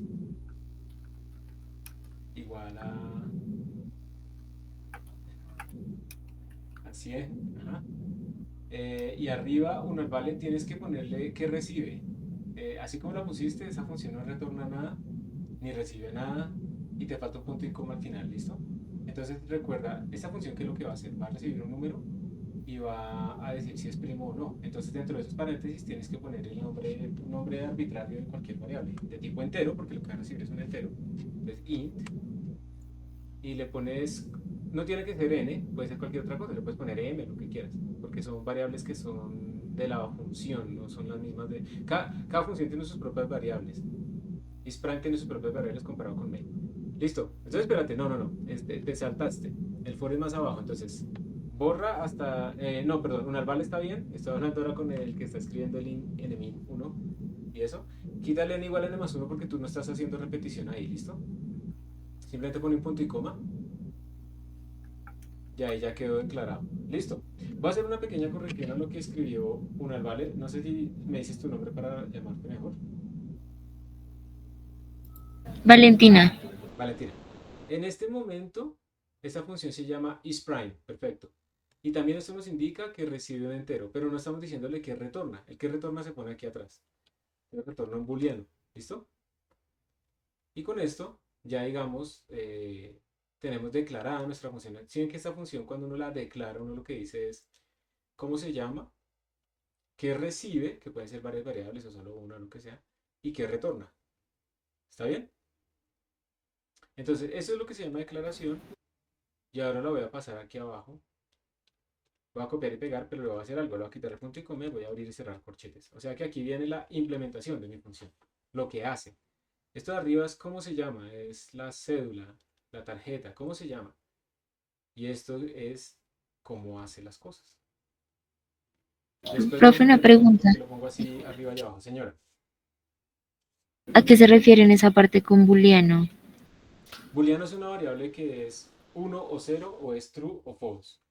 Y pues como tú estás verificando si algo es primo o no es primo, pues solo tienes dos salidas lógicas, ¿cierto? Entonces por eso lo ponemos con booleano. Booleano es un tipo de datos que guarda true o false. ¿Me dijiste algo? Ah, no, profe, listo, gracias. Listo, perfecto. Entonces, ya está esto. Ahora, ¿quién es este? 1 Juan 2. ¿Será que tú puedes escribir o no puedes escribir? Sí, profe. ¿Tú podrías hacer aquí el for? Se podría intentar, sí. Inténtalo, sí, lo que te acuerdes. Profe, una pregunta. ¿Por qué es return 0? En la función main le ponemos return 0 porque no ocurrieron errores. La función main habla con el sistema operativo. Entonces, mira que de todas maneras aquí en la función main estamos diciendo que la función main retorna un entero, ¿cierto? se llama main, y en este caso no recibe nada. Este return 0 está asociado a que no estamos retornando, a que no hubo errores. Si digamos nuestro programa llegó hasta acá, no hubo errores. Eso lo lee el sistema operativo, no nosotros, sino el sistema operativo. Pero si uno retorna cosas diferentes de cero, pues el sistema operativo podría coger nuestro programa y decir, uy, ese programa que hizo esa persona retornó 2. Eso significa este tipo de error, cosas así. Pero entonces por defecto, pues si llega hasta acá porque no pasó nada, le retornamos 0. La ejecución, esa es una buena pregunta. La ejecución se va haciendo desde la función main, va yendo en línea hacia abajo, ¿listo? Pero puede saltar. Por ejemplo, ahorita nosotros vamos a llamar a la función isPrime. Entonces, cuando estemos aquí en el for y él ya encuentre la llamada a la función isPrime, él va a salir a la función isPrime, se va a venir acá, va a ejecutar esa condición y luego va a volver y sigue aquí dando vueltas. ¿Ok? Entonces, bueno, vamos con el for. Entonces, for, pero abres paréntesis, porfa, después del for, de la palabra for, 1 Juan 2. Y no los cierres, solo abrirlos. Eso. Int m igual a nmin. Vamos a poner la primera condición, que es la condición de inicialización. Entonces, él arranca acá. Pero mira que arriba lo llamaron nmin. Eso, muy bien. Listo, esa es la condición de inicialización. Ahora, punto y coma. Ahora vamos a poner la condición de continuidad. Entonces, la condición de continuidad, ¿cuál es? Cuando m sea menor o mayor o menor igual o mayor igual que mmax, que nmax. ¿Qué dices? O sea, es como el punto hasta el cual el loop va a funcionar. El bucle va a repetirse, exactamente. ¿Cuál es la condición que hace que este bucle se repita? Pues que m sea menor o igual que el máximo, ¿cierto? Sí. Entonces dale.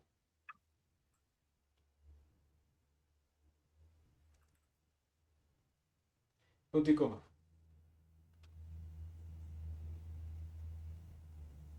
Listo. El for necesita 3 partes. La inicialización, que es la primera parte, entonces la primera punto y coma. La condición de continuidad. Ahí hay un errorcito. Si ves que ahí te está señalando que no es n sino m. Eso, muy bien. Y ahora lo que sigue es la condición de cambio. ¿Tú cómo haces para que m, empezando en nmin, se vaya cambiando hasta volverse mmax? ¿Sí? Si no pones ahí cambios, no pasa nada. Entonces, m igual a m más 1, porque vamos de 1 en 1. Uno puede ir de 0,5 a 0,5, lo que sea. Perfecto.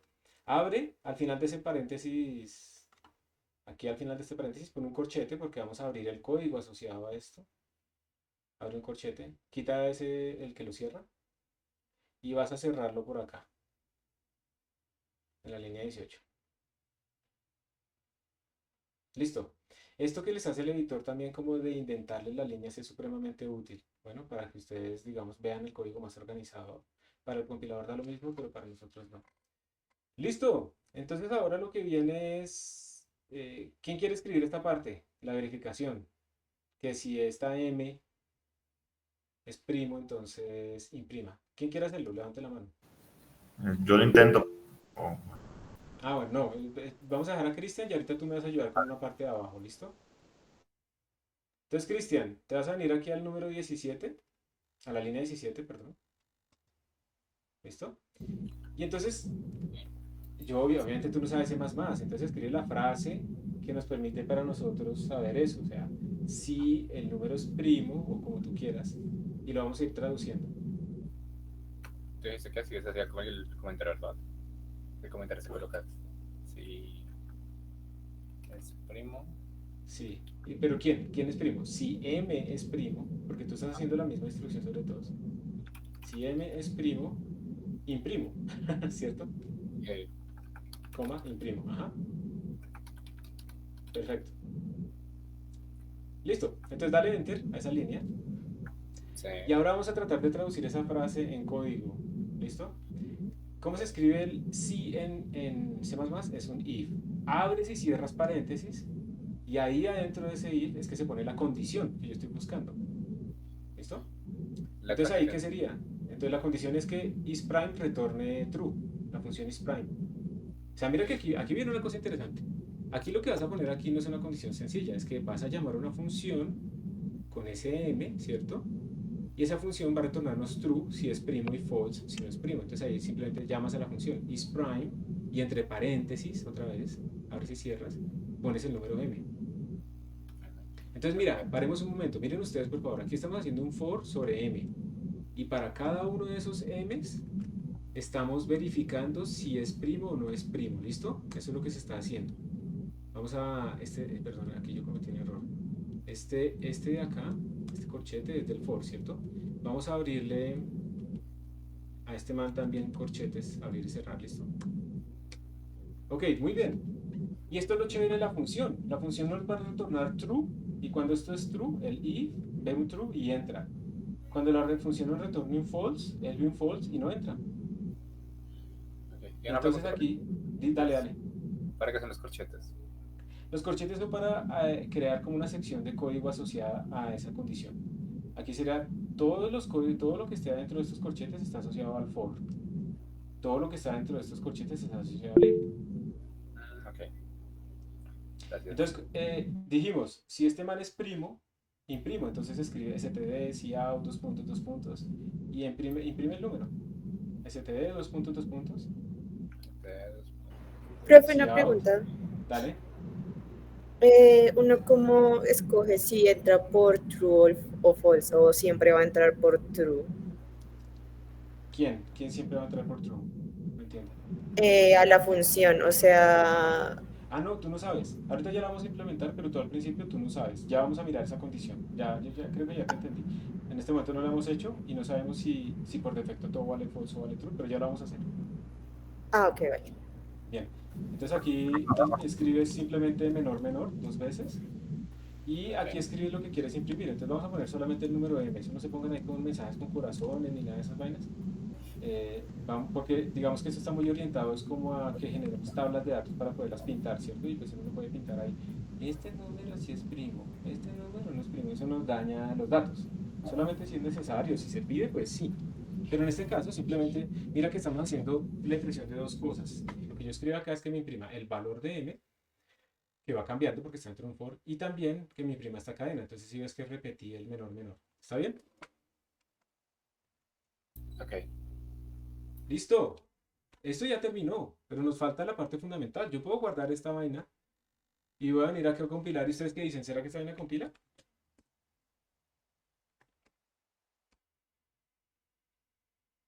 Miren lo que votó. Warning, no return statement in function returning on void. Entonces nos está diciendo que en la línea 31 se acabó la función isPrime, pero no retornamos ningún resultado. Y como no retornamos ningún resultado y él espera un booleano, pues ahí hay una advertencia. Pero miren una cosa interesante. Cuando uno le dicen que es una advertencia y uno no ha marcado ciertas banderas, el compilador de todas maneras compiló. ¿Sí? O sea, esto compiló, eso generó un ejecutable a.out, pero está mal, ¿sí o no? Porque isPrime no está haciendo nada. Entonces, corrámoslo a ver qué pasa. Vamos a ver si nos tiramos esto. Punto enlace a punto out. ¿Quién levante la mano? O sí, si levante la mano, ¿quién cree que se nos va a dañar el entorno? ¿O qué cree que van a pasar? ¿Qué creen ustedes que va a pasar? Si va a imprimir, no va a imprimir, ¿qué creen? Traten de pensar en su cabeza viendo esto, ¿qué creen que va a pasar? ¿Va a imprimir algo?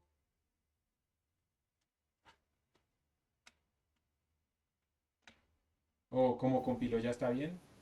Pues creo que no hemos definido la función isPrime, ¿no? Exacto, o sea, está declarada y todo eso, pero ya no está haciendo nada. Entonces unos dicen que no va a imprimir nada, no va a imprimir nada, no va a imprimir nada. Vamos a ver. Ahí va, en 3, 2, 1. Los imprimió todos. O sea que todos los números son primos. Nos han engañado los matemáticos y tenemos que ir a decirles que están equivocados. ¿O qué será lo que pasó?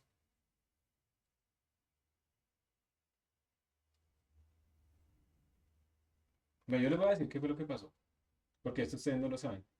En la función isPrime no se ha puesto nada, exacto, y de todas maneras nosotros aquí estamos leyendo un valor de retorno. Entonces, ¿saben qué es lo que está retornando esta vaina cuando no tengo aquí nada retornado? Está retornando la dirección de memoria donde está ubicada esta vaina. Y como eso es diferente de 0, entonces todos dieron true. ¿Ah? ¿Qué tal esa trampa? Detallitos que uno va aprendiendo. Entonces, miren, vamos a implementarla. Yo la voy a implementar. Entonces, creo que lo que habíamos dicho era que aquí internamente íbamos a hacer un for, ¿cierto? Pero entonces yo voy a hacer lo siguiente. Miren, voy a decir bool flag. Esa es la que me va a decir si el número es primo o no. Yo voy a decir bool flag empieza en true. Voy a asumir que todos los números que me manden son primos. Al final, yo voy a retornar a flag. Return flag. Epa. Si la dejo así, pues todos son primos, ¿no? Ahora tengo que hacerlo de la búsqueda de los divisores. Entonces voy a hacer un for int a, cualquier nombre, igual a 2. ¿Se acuerdan que habíamos dicho que no íbamos a empezar en 1 sino en 2? Para a igual 2, mientras a sea estrictamente menor que el m que me mandaron, más a igual a más 1. ¿Y qué es lo que yo voy a hacer? ¿Cómo era que yo buscaba si un número de divisor o no de otro? Yo estoy mirando si este a, que es un 2, si este a es divisor de m. ¿Cómo escribo eso? ¿Se acuerdan? ¿Con el módulo? Con el módulo. Entonces, si m módulo a me bota un residuo 0, ¿sí ven la condición cómo se escribe?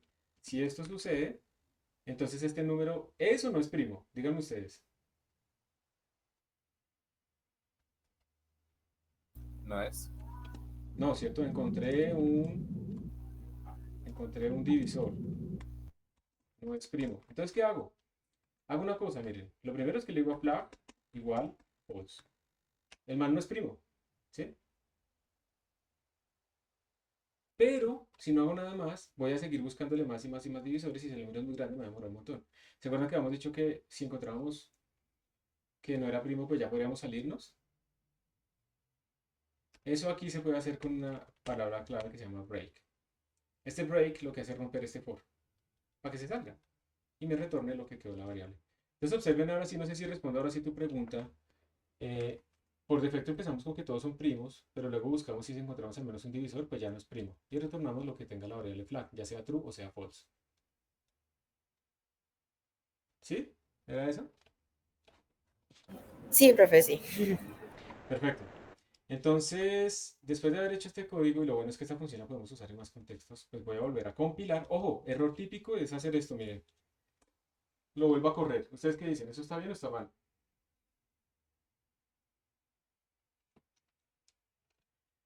Lo volví a correr y me volvió a dar lo mismo. ¿Qué fue lo que me faltó? No está dentro de la primera función que hicimos. No, no es eso. ¿Qué más? Más hipótesis. No lo volvió a compilar. No lo volví a compilar. Yo cambié el código fuente y cuando yo ejecuto estaba.out corresponde al código fuente viejo, no el nuevo. Tengo que volver a compilar. No se olviden de eso. Les va a pasar mucho. Entonces ya volví a compilar, compiló, lo vuelvo a ejecutar. Ah, y ahora sí la cosa cambió. Miren. Vamos a ver si la puedo. Ay, ¿qué hice?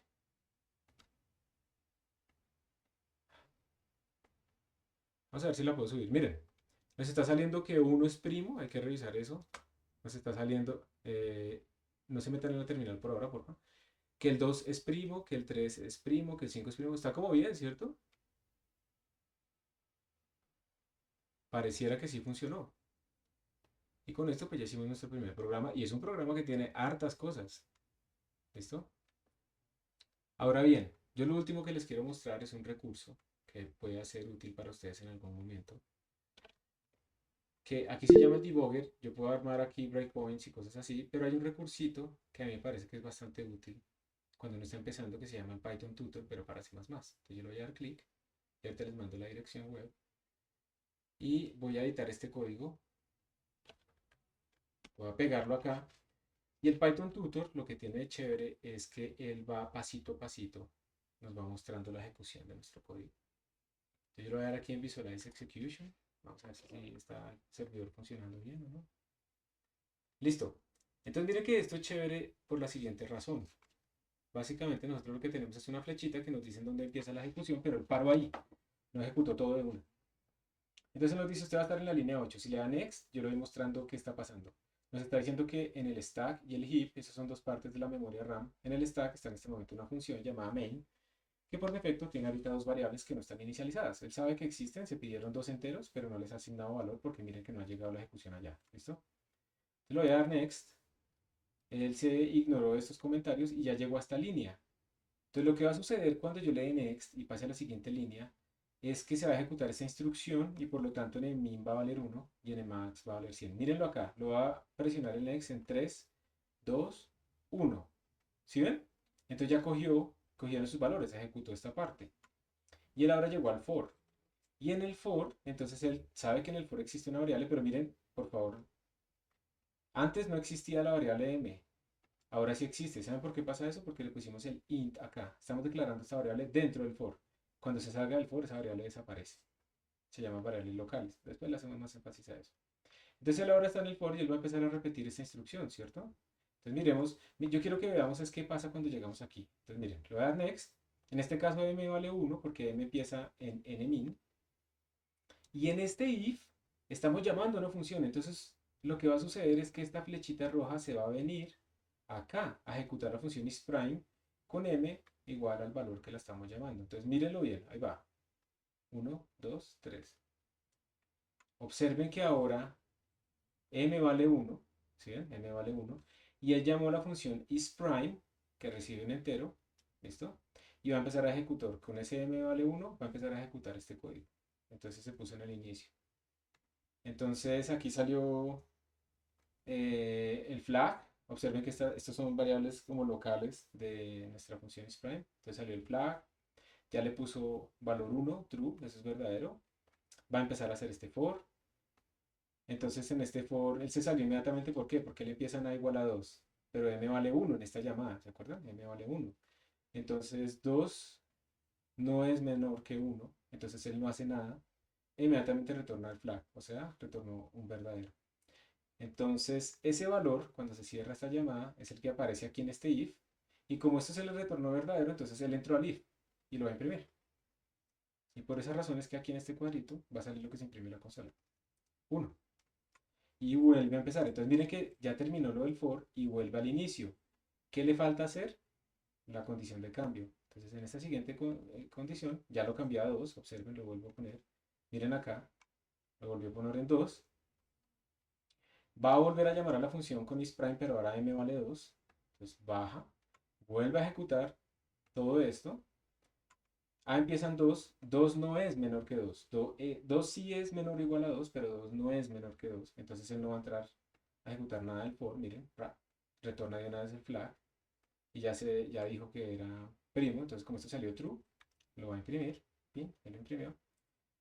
Y ahora con el 3. Entonces vamos a hacer la condición de cambio. Pan, ya quedó en 3. Tin, tin, la misma cosa. Ahí él sí va a verificar, ¿cierto? Porque él empieza en 2. Y 2 si es menor que 3, entonces va a entrar al menos una vez a buscar si es divisor. Entonces él entra, él descubrió que no era divisor, va a cambiar el m, el a, lo va a cambiar a 4, ya se salió, retorna true, y por eso lo imprime. Listo, 3. Ahora el 4. Entonces ahora m vale 4. ¿Sí? Si ven que cada vez que se ejecuta el bucle, él le va aplicando la condición de cambio. Entonces ahora vale 4. Se llama la función. Y miren lo que va a pasar aquí que es interesante. A empieza... ¿Qué hice? Creo que hice algo mal. Me pasé un montón, me pasé...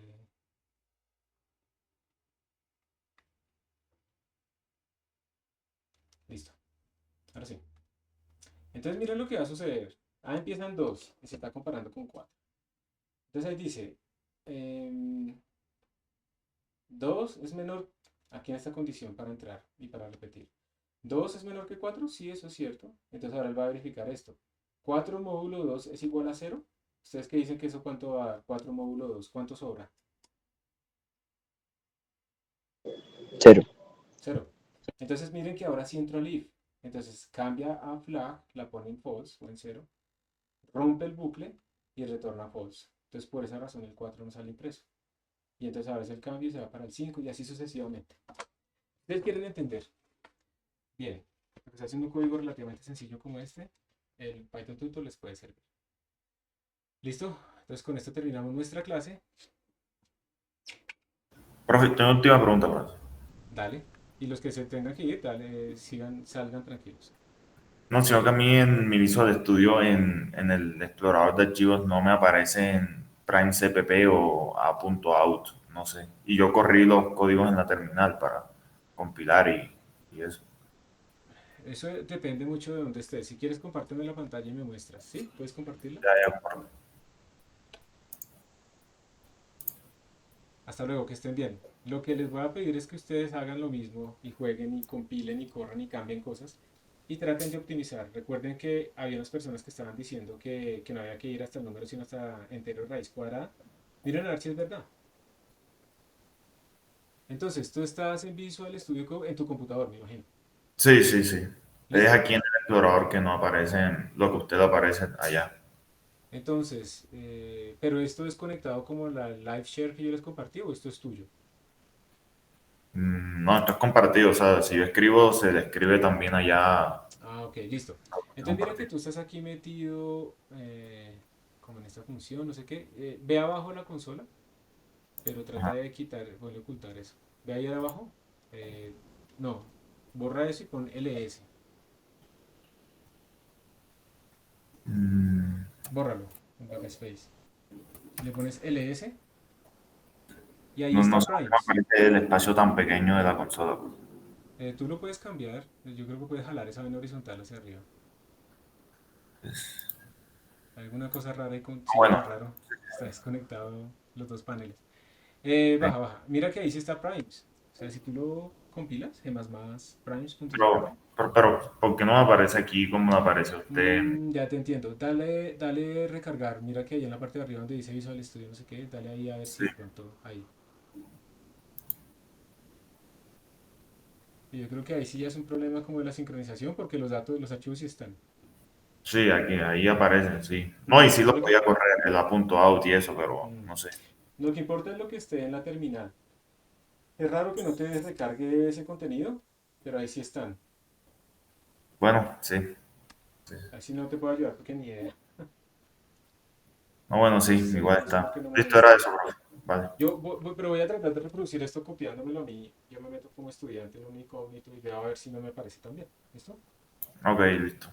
Y les cuento. Bueno, que estén muy bien, un feliz fin de semana. Gracias, profe. Hasta luego. De nada, que estén bien. Hasta pronto. Profe, Sí, profe, yo estaba intentando hacer lo mismo con el Visualizer, pero desde mi computador, o sea, ya desde mi computador.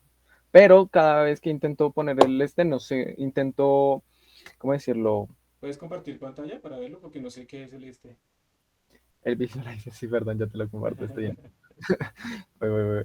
Ahora, papá, vamos a compartir pantalla completa.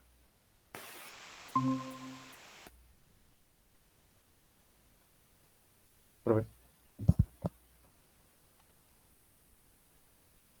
Ya estoy viendo, listo. Entonces Entonces, esto lo hiciste como en tu propio directorio o lo que sea. sí, entonces abrí una carpeta para dejar todo ahí. Entonces ahí lo tengo en así tal cual. Yo no sé Y, si ls funciona, si ahí está, y ls.primos.cpp, listo. Pero si entonces, tienes pum, compilador instalado, dime. si escribes gemas espacio primos.cpp, ¿qué te No, sale? eso es lo que estaba viendo. El G++ no me, no me ejecuta. Y no sé, se supone que ya tengo el C++ instalado. Pero mira que los errores que te está botando son otros. Ve como al principio. Ah, sí, es que No, borré esta partita de acá, que lo tenía aquí, la borré, porque me parecía el problema, entonces quería ver si funcionaba así. A ver, ya tengo otra. A ver, mira que todavía hay errores, pero dice, el término gemas no se reconoce como nombre de un comando, función, archivo, ta. O sea, él no encuentra gemas. Y ese es el problema. Entonces, lo primero que tienes que resolver ahí en tu Windows es dónde encuentro gemas. O sea, una cosa es que tú instales la extensión de gemas en el editor. Pero lo que sí. instala son los colorcitos, la verificación de sintaxis y eso. Pero te Ah, falta ahora instalar el compilador. ahora lo de verdad. ¿Sí? Sí, Ok, el compilador, ¿listo? Entonces tienes que buscar eso para instalarlo y si quieres la próxima nos cuentas cómo hacerlo en Windows, ¿listo? listo, dale. Y profe, yo por ejemplo también tenía la otra vez que me tocó, yo tuve que crear una carpeta con Ubuntu. No sé si nosotros lo vamos a usar así tanto. Yo lo que quiero es que ustedes sepan dónde trabajar y que les rinda, no que tengan que utilizar específicamente una herramienta, ¿sí? No, Entonces, cualquiera de los dos está bien, desde que no haya muchas diferencias entre ese compilador en Windows con el compilador en Linux y eso, cualquier entorno está bien desde que programen y hagan las tareas y trabajen, eso es lo más importante. listo. Listo, dale. Gracias, profe. Perfecto, con gusto, que estés bien. Dale.